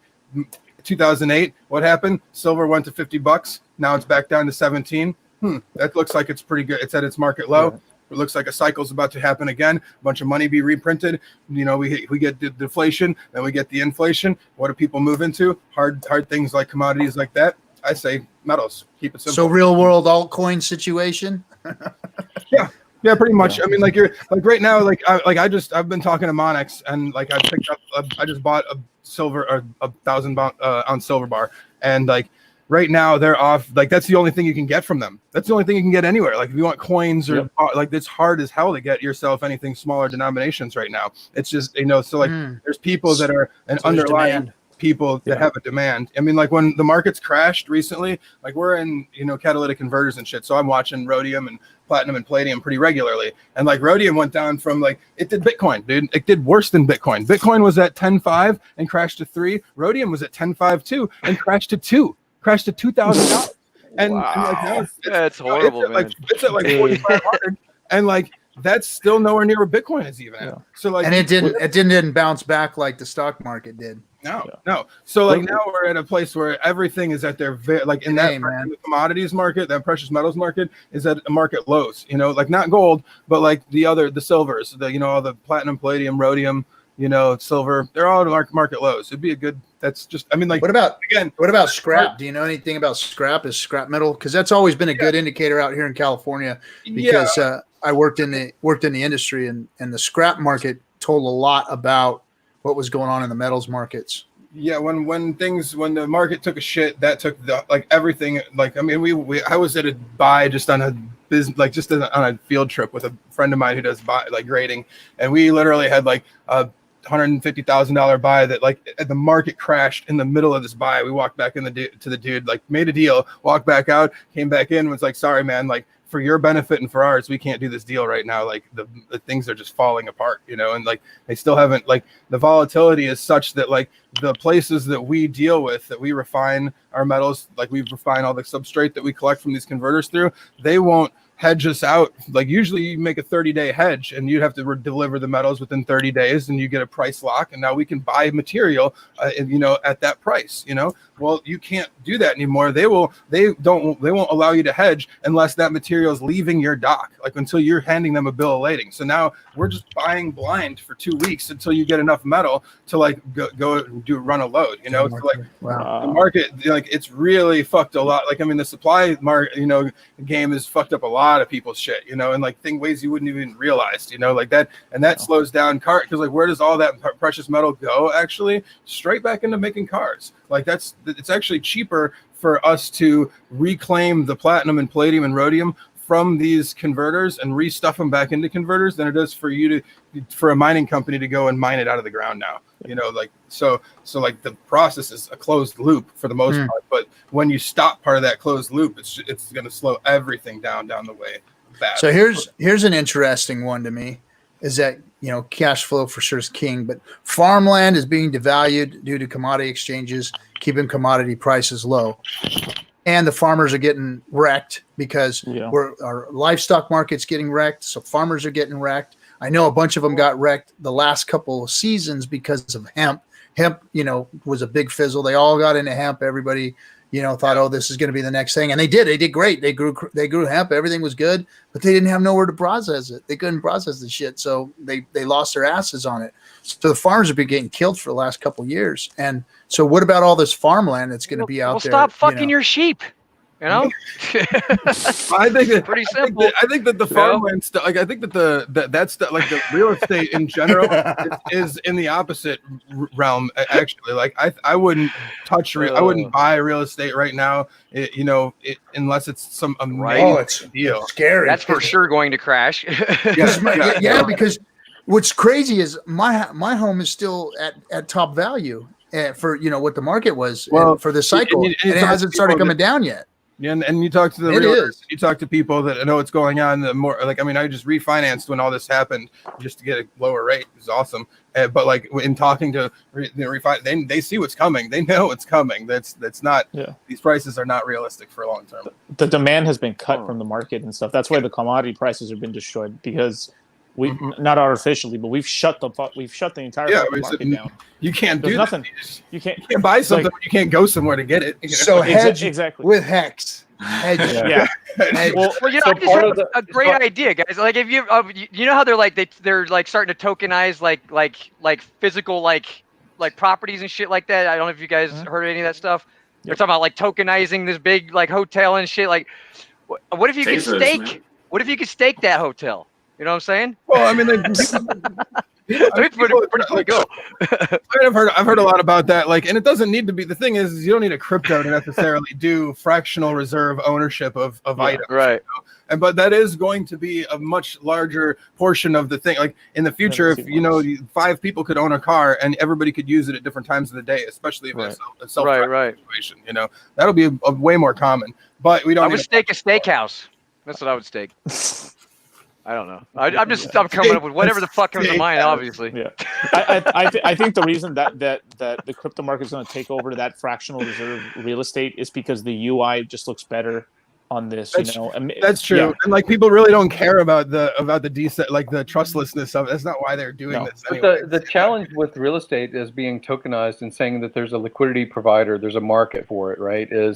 Maybe you have 5,000 people that own a grocery store in a particular neighborhood, that real estate, that commercial real estate. The challenge with it is it's geographical. The grocery store in New York is not the grocery store in LA. It's not the one in Kansas. It is very specific to that particular market on what its value is. What kind of community does it serve? What price do they pay for buying products in a location?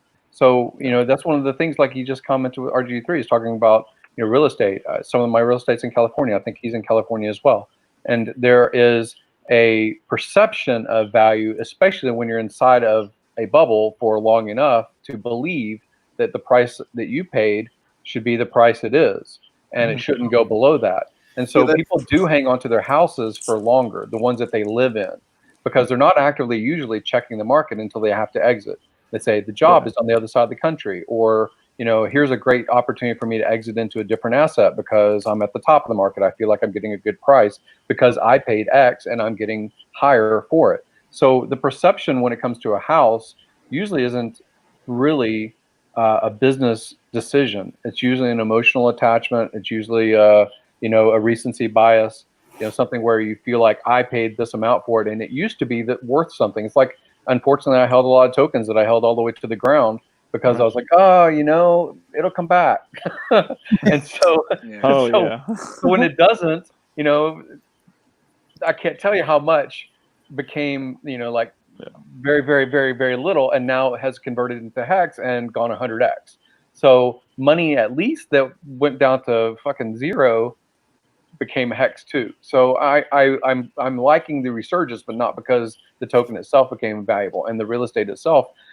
When you look at the potential, I don't know, it's a hard thing because that money, that liquidity, that $6 trillion has to go somewhere. And yes, maybe first it goes into stock. But in Silicon Valley, as an example, I think that in just this 40-mile stretch from San Francisco along a narrow corridor to the South Bay on this area that goes between Palo Alto and such, that region, just that region alone has 7 times more capital flow through it than all of New York.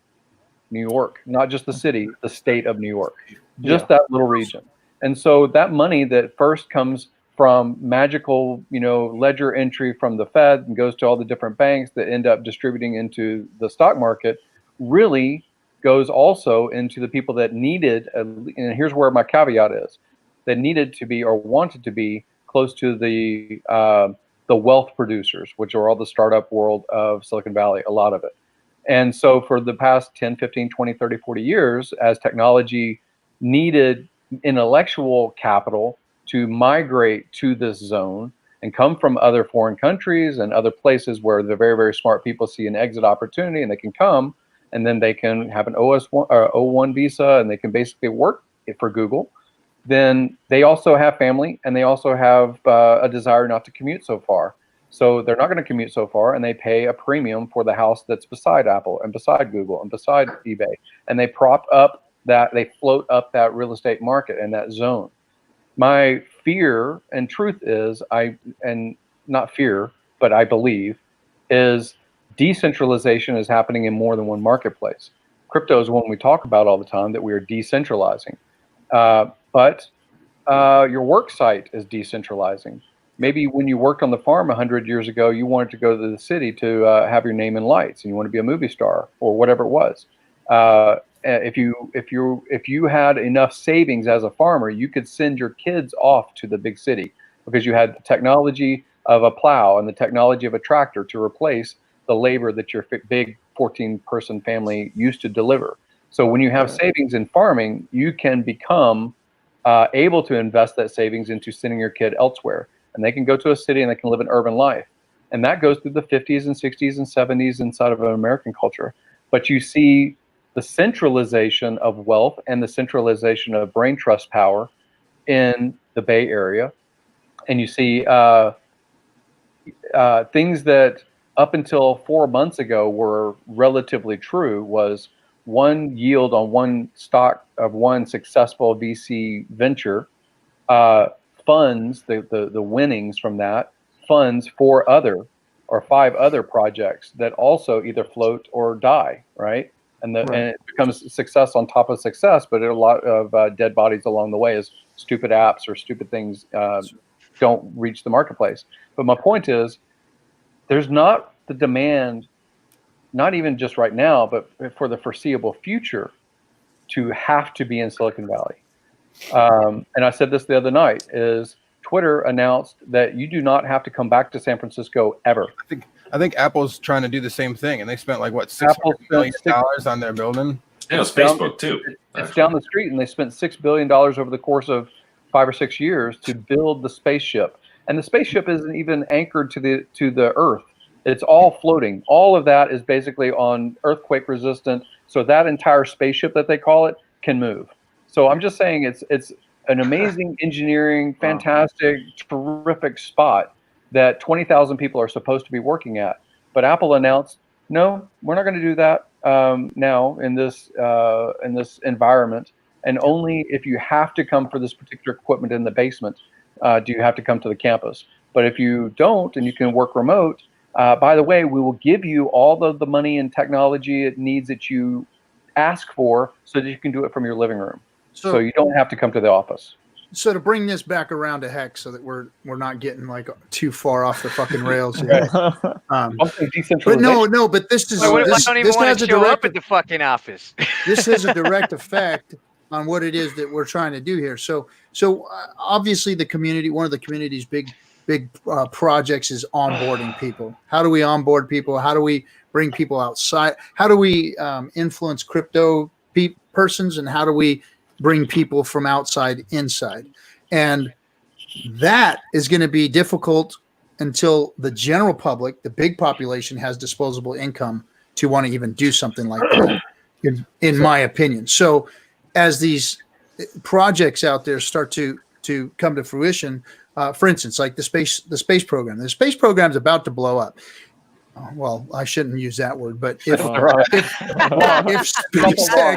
SpaceX gets my little rocket up there and gets those guys up there, that's a big friggin' deal. That's Jim mentioned bubbles a bit ago. I don't like guarantees, but that is a bubble that will happen in the next 10 years, I do believe. Space program, the space industry. I mean, travel. I mean, we're talking like mining freaking asteroids. You know what I mean? That's the biggest bubble that's going to ever be, dude, right? Asteroid mining. I mean, it's years out, but that will be really. See, it's going to take. I heard about it. That's even bigger than toilet paper, guys, right there. It's going to take money coming into those programs, develop and putting that money, that liquidity into the general public, so that the general public, because the general public spends the money. It's economic energy when it gets into poor people's hands, because we spend the money. People, and when I say poor, I'm talking $300,000 a year and less. Those are poor people compared to the people that have the big money, that have all the big wallets. So the people that spend the money, the $300,000 or less, those people got to get the capital in their hands. And how does that happen? We have to have projects. We have to have infrastructure projects. We have to have space programs. We have to have all those things in order to create that economic energy. Because if not, the money's there. I mean, it inflated. Boom, we got like you said, like Funny Jim said, $6 trillion is sitting there. So that's not going to go away. But it's not going to move if it doesn't get out of the hands of the people that ain't going to move it. Because they can't buy more yachts. They can gold plate the bottom of the son of a bitches, but they ain't going to buy more yachts. You know what I mean? I used to think when I was younger, that like money was at a premium, and like good ideas, like everybody had a good idea, you know? And like now that I'm a little older and now I've seen how things work, like it's exactly the fucking opposite. Like everybody has some money. Like there's a lot of money out there looking for somewhere to deploy it. To like that it makes sense to deploy it at, and like an actual good, unique, new idea is way harder to come up with. You know, it's like way. I mean, that's why you know, they have, you know, VC meetings, and they have, you know, conferences to try and figure out what the. I mean, I feel like half of crypto conferences that I've been to are really just like a few smart people listening to a bunch of idiots' business ideas and trying to pick out the one or two that actually make sense and might make somebody money. That's really what crypto conferences are. I mean, that's most of the time you go there with these people with starry eyes and goofy ideas, and like there's a few smart people listening, and like just like nope. Oh, this guy has That's how I met Alex, man. At the Litecoin conference, he was like the best speaker there, and I was like, holy shit! And that's how you find them. I mean, there's just not that many great, unique, cool ideas. I mean, I remember going to like the Bitcoin conference in Miami a few years ago, like right before everything exploded. The bubble? And the North American Bitcoin conference. And like when I went down to that in Miami, like it was just a show fest of like every 15 minutes for every ICO in the friggin' planet, and you're like, oh my god, dude, there's so many people are gonna lose their asses here. Yeah. Just to bring it back, oh, go ahead. Oh, sorry, but we were talking about onboarding, and so like it's something that like I've been doing a lot of. It's like getting normie people that don't have crypto, people that are my friends or people that I know other places, like just involved or on it. And like I got the referral like referrals to prove it, but like I started with this thing. I don't know if y'all saw this in the chat, but like I made like a card that just like a QR code, and I just like hand it out at like restaurants or with checks with whatever. I mean, this referral wallet so far has made has made like 20 million plus hex or something from just telling other people. Holy fuck! Whoa! Woo, there we go, bro. Baller. Yeah. Damn. Referrals, dog. So I mean, like I can say like personally, I have probably at least 15 friends, 15 to 20 friends that like I've like walked through on Zoom meetings with them and made sure they've gotten their shit proper and done it right, and then probably at least double that on top of that, like of other people that are, like I'm like, oh shit, I don't even know how that money ended up in the referral wall. I don't even know where that came from. No idea. Yeah, you're blowing it up, bro. So like, that's something that like I learned straight up from Richard. Like when he's like, referrals work, man. Referrals, that shit is the real life. It works. And like I was like, we'll see. I made that card right out the gate on like day one, and it's, that shit has worked, dog. That shit has worked. So it's interesting. Hexologist had said that too. I think in one of his things was, we can try to convert existing burnt cynical people, which I used to be, and until fairly recently. Yep. But the normie is actually easier. It's easier when you have a good product, Because crypto people are just hoping that their bags are going to pump. Their shit's sitting at zero right now. I mean, they're like, I ain't selling this shit for something else.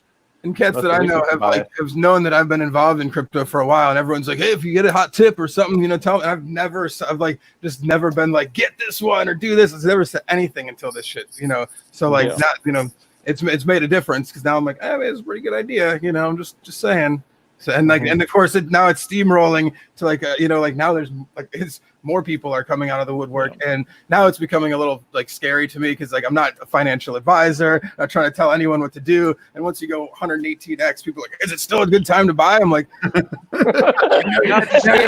Wait a minute. To go 10,000. I've seen stuff do this, and it didn't come out. It didn't turn out well. That's what I said. I'm like, well, the design intention is that we should 100 plus X. So just I know that promises here, but.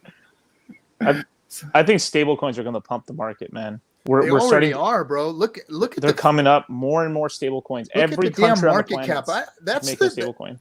The market cap is what's. I think everybody. I don't know if people are paying attention to that. I mean, it's gone up like what 80 billion in the last 6 months.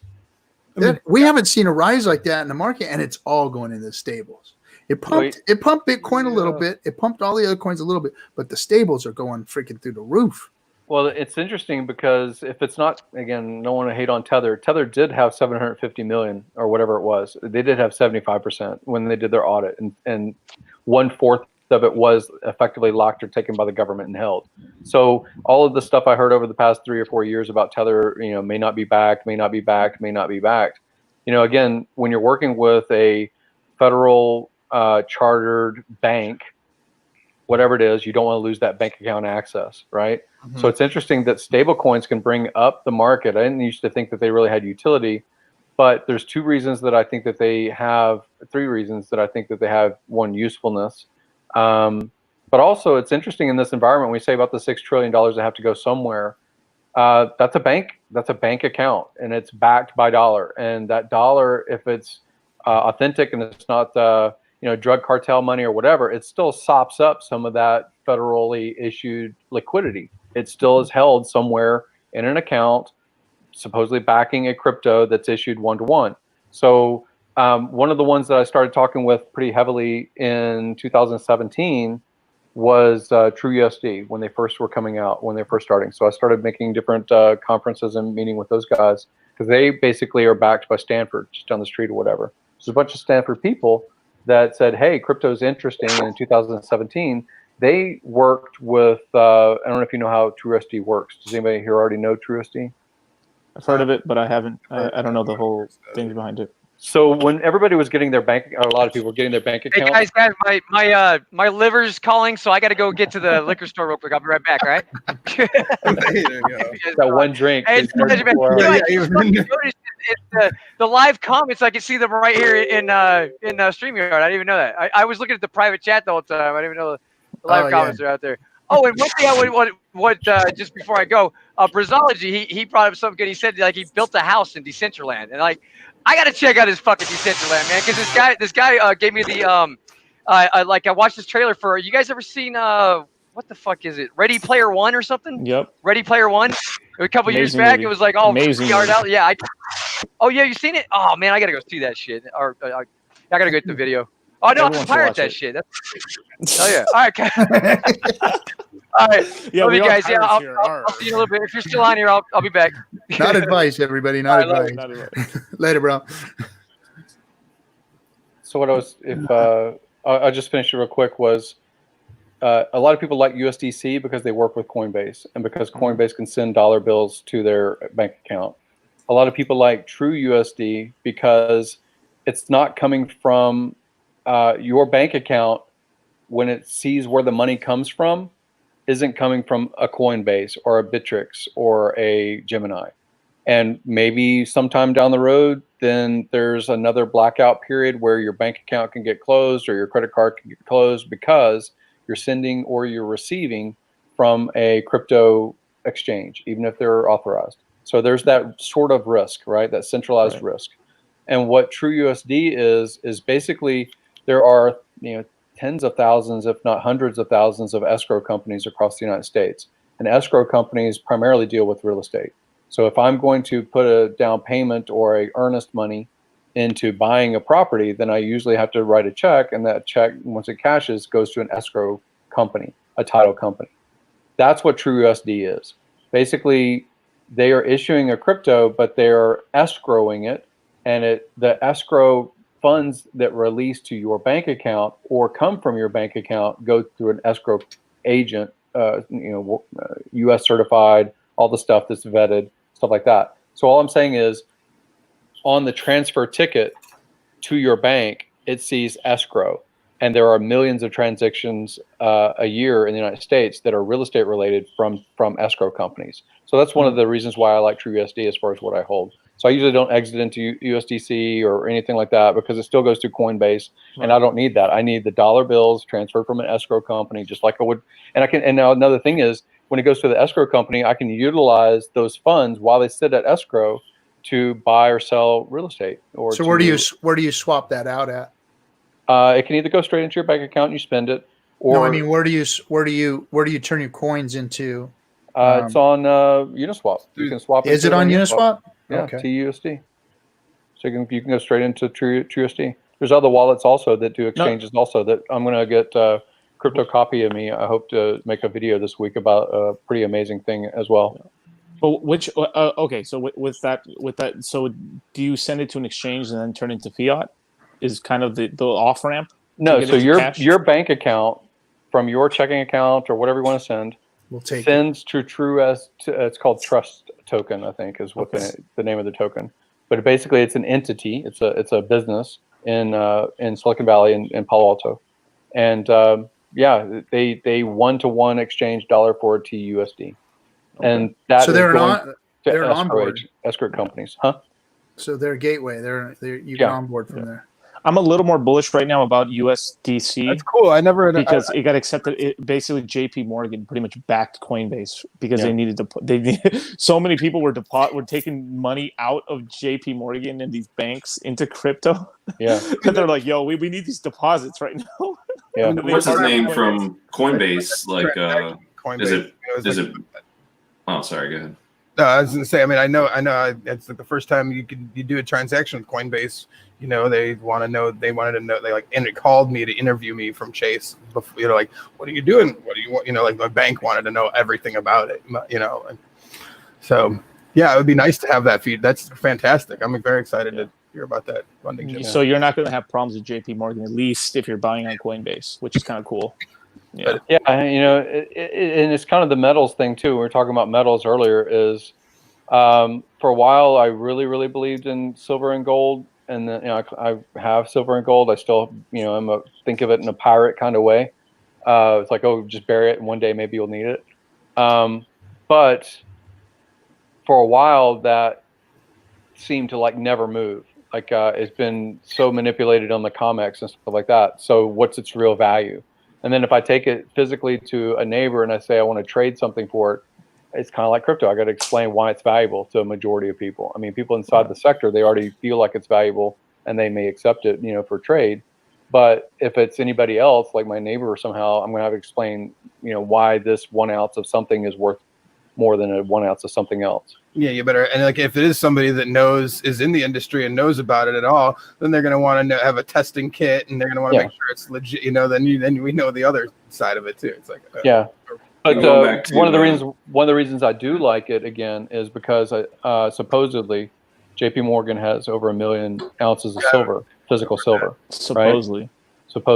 Supposedly we have Fort Knox too. Supposedly we have, like a million ounces of silver for them to hold on to is not that. It's not like that out of this world, though.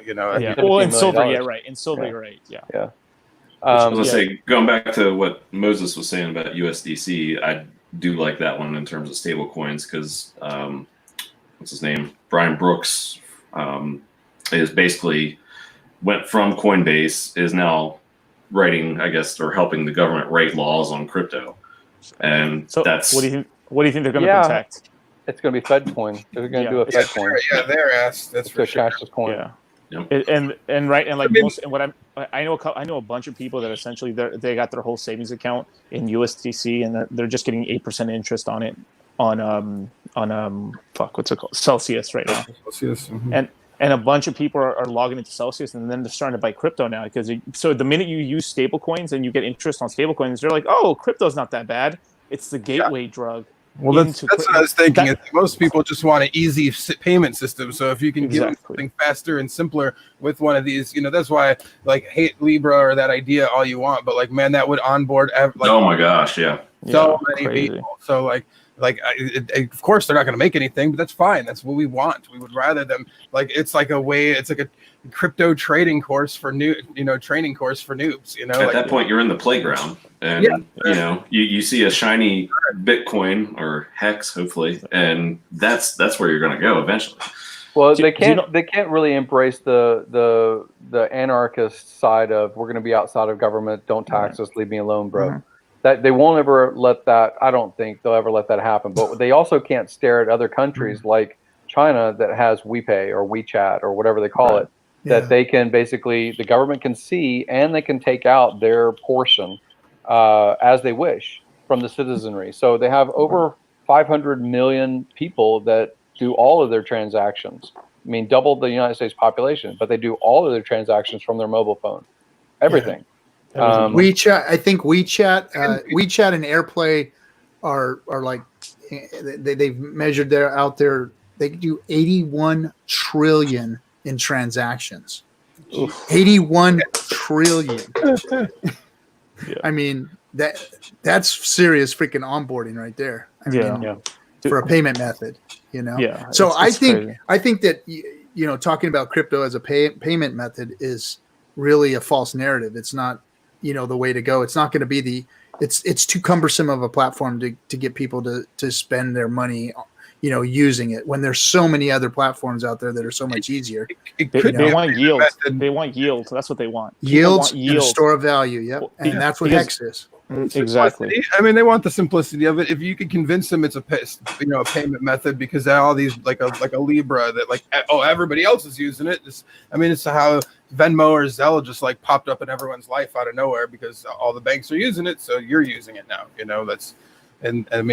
That would be the concept of Lightning Pay, being super fast, and that applies across all these different types of tokens. It's not a Bitcoin exclusive or anything like that.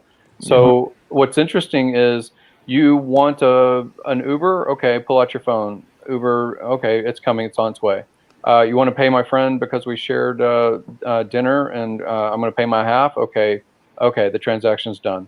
I mean, the speed of it is important for onboarding anybody that's outside of crypto and they look at crypto and they say, oh, wait a minute, this is weird. How long is this going to take? How many steps do I got to do, to confirm a transaction or whatever? Zelly, Cash App, these are way better ways to pay people, to tell you the truth. Right. But what crypto does the best is parking your money in it and growing through appreciation or interest. That's what crypto is really good at. And people, because like a CD, a bond, or a dividend stock, which is kind of what like a Tesla or some, or what do you call it, or like basically like staking on Hex and stuff. And that's the power of crypto right now. Eventually, maybe in like 10 years, I think our speed's going to be really comparable to like a Visa or something. But like in the meanwhile, we really got to push this whole store of value / like, hey, park your cash and stuff. Park it for later. I mean, that's been the story for real estate, for the place you buy. Oh, you're not successful until you buy a house, and then when you buy a house, it's going to appreciate. Oh, you're not successful until your car, doesn't break down every 10 miles. Oh, okay, I want to get a new car. So your identity, in some ways, you're supposed to be. At least the American cultural thing is that you're going to be on an ascending ladder of lifestyle, or about security or stability or asset appreciation or whatever. So I can see what you're saying about crypto. If it's something like Hex or Hex exactly, that basically just compounds, that brings interest to you. Yeah, gains is enough. Right now is like I think we touched on it yesterday, RD3, a little bit, just talking about, this is how this little topic started, was adoption and getting the noobs to understand. And okay, so we're halfway through the launch phase.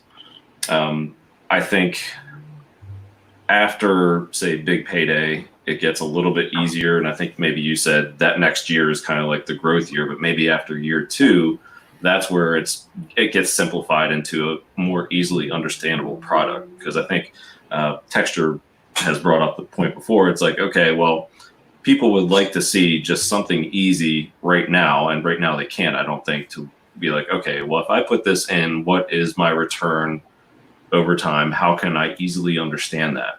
Yeah. And right there's now, just a little too much volatility right now. Well, and we have a lot too of many variables. Yeah, exactly. And once that gets, settled, say more so after big payday, that I think that's the sell to the outside folk who are looking at it and can easily understand it. Obviously, if you get in now is the time, but in terms of onboarding and that adoption and, getting more.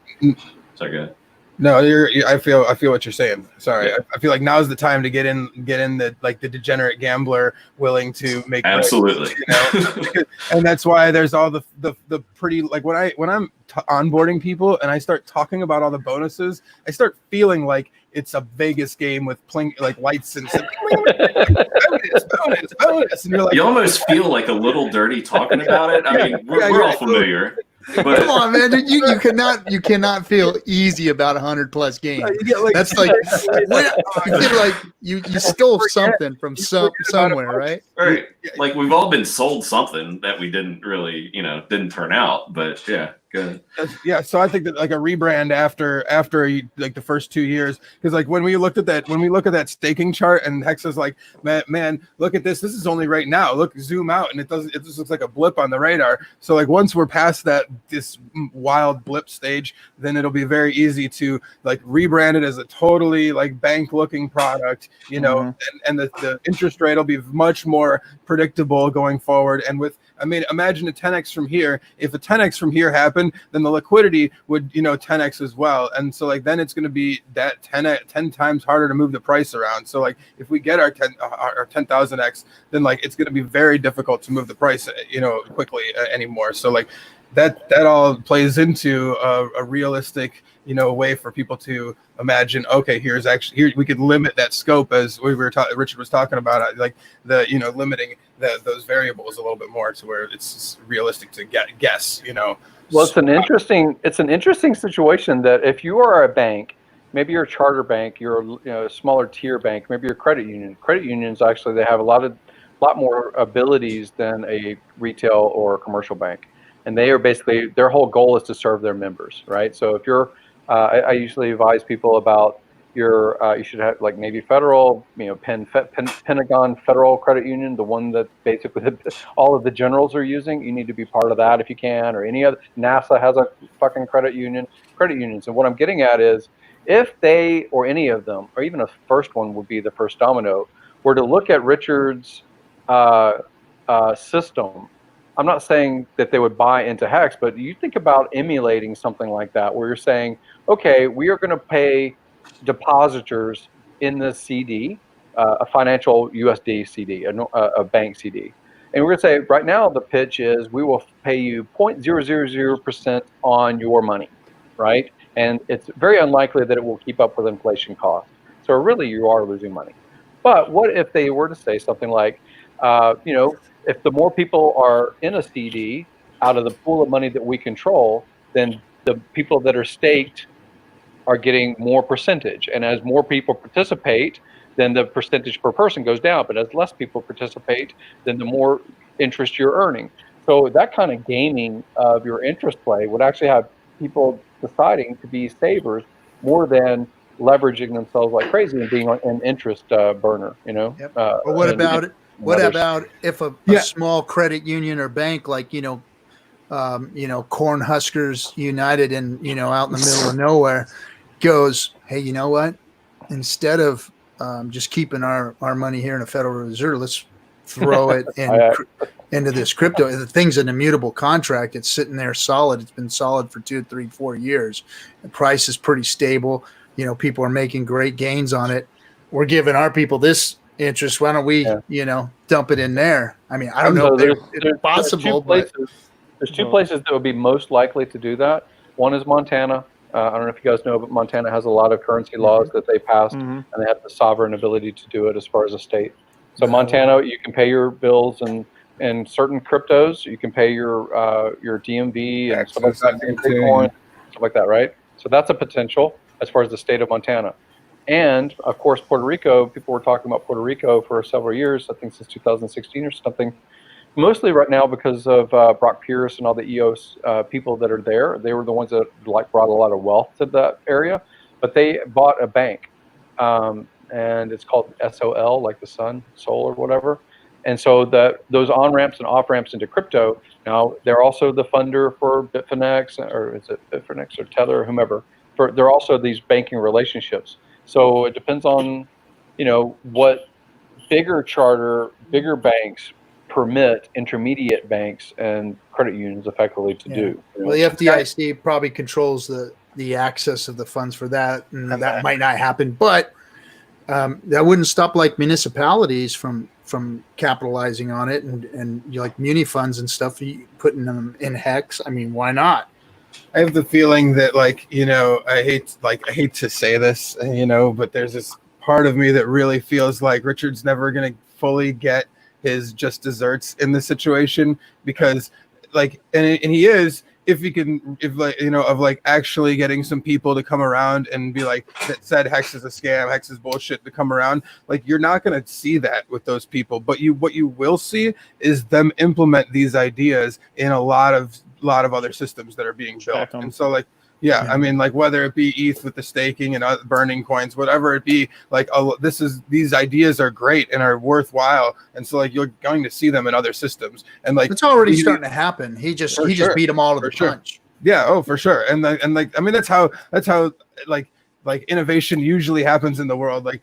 So somehow seemingly 3 dudes invent the same idea across 3 totally unique places, and it's because all the building blocks were there. We're just playing with them and figuring out the ways to put them together, and somebody's quicker at building than somebody else. And so all that shit's gonna, I mean, we'll see a lot of these Hex principles and stuff going forward, I think, in financial products or DeFi or whatever you want to call it.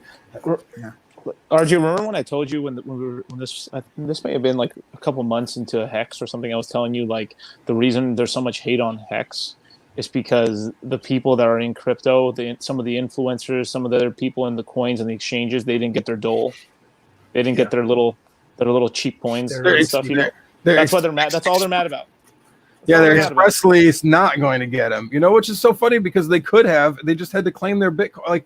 That was part of it. Was you're supposed to claim your Bitcoin to get your piece. It's free.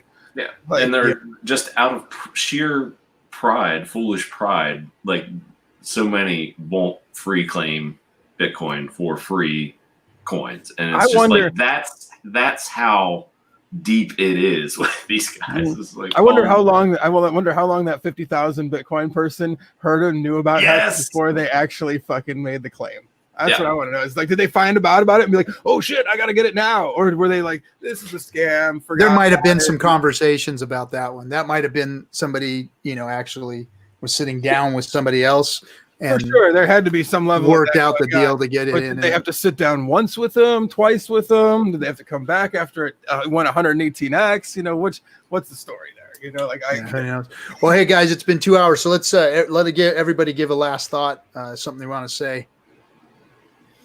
I'm just enjoyed that's still living off the high of the 24-hour stream. So, right on. Thanks for hanging with us, bro.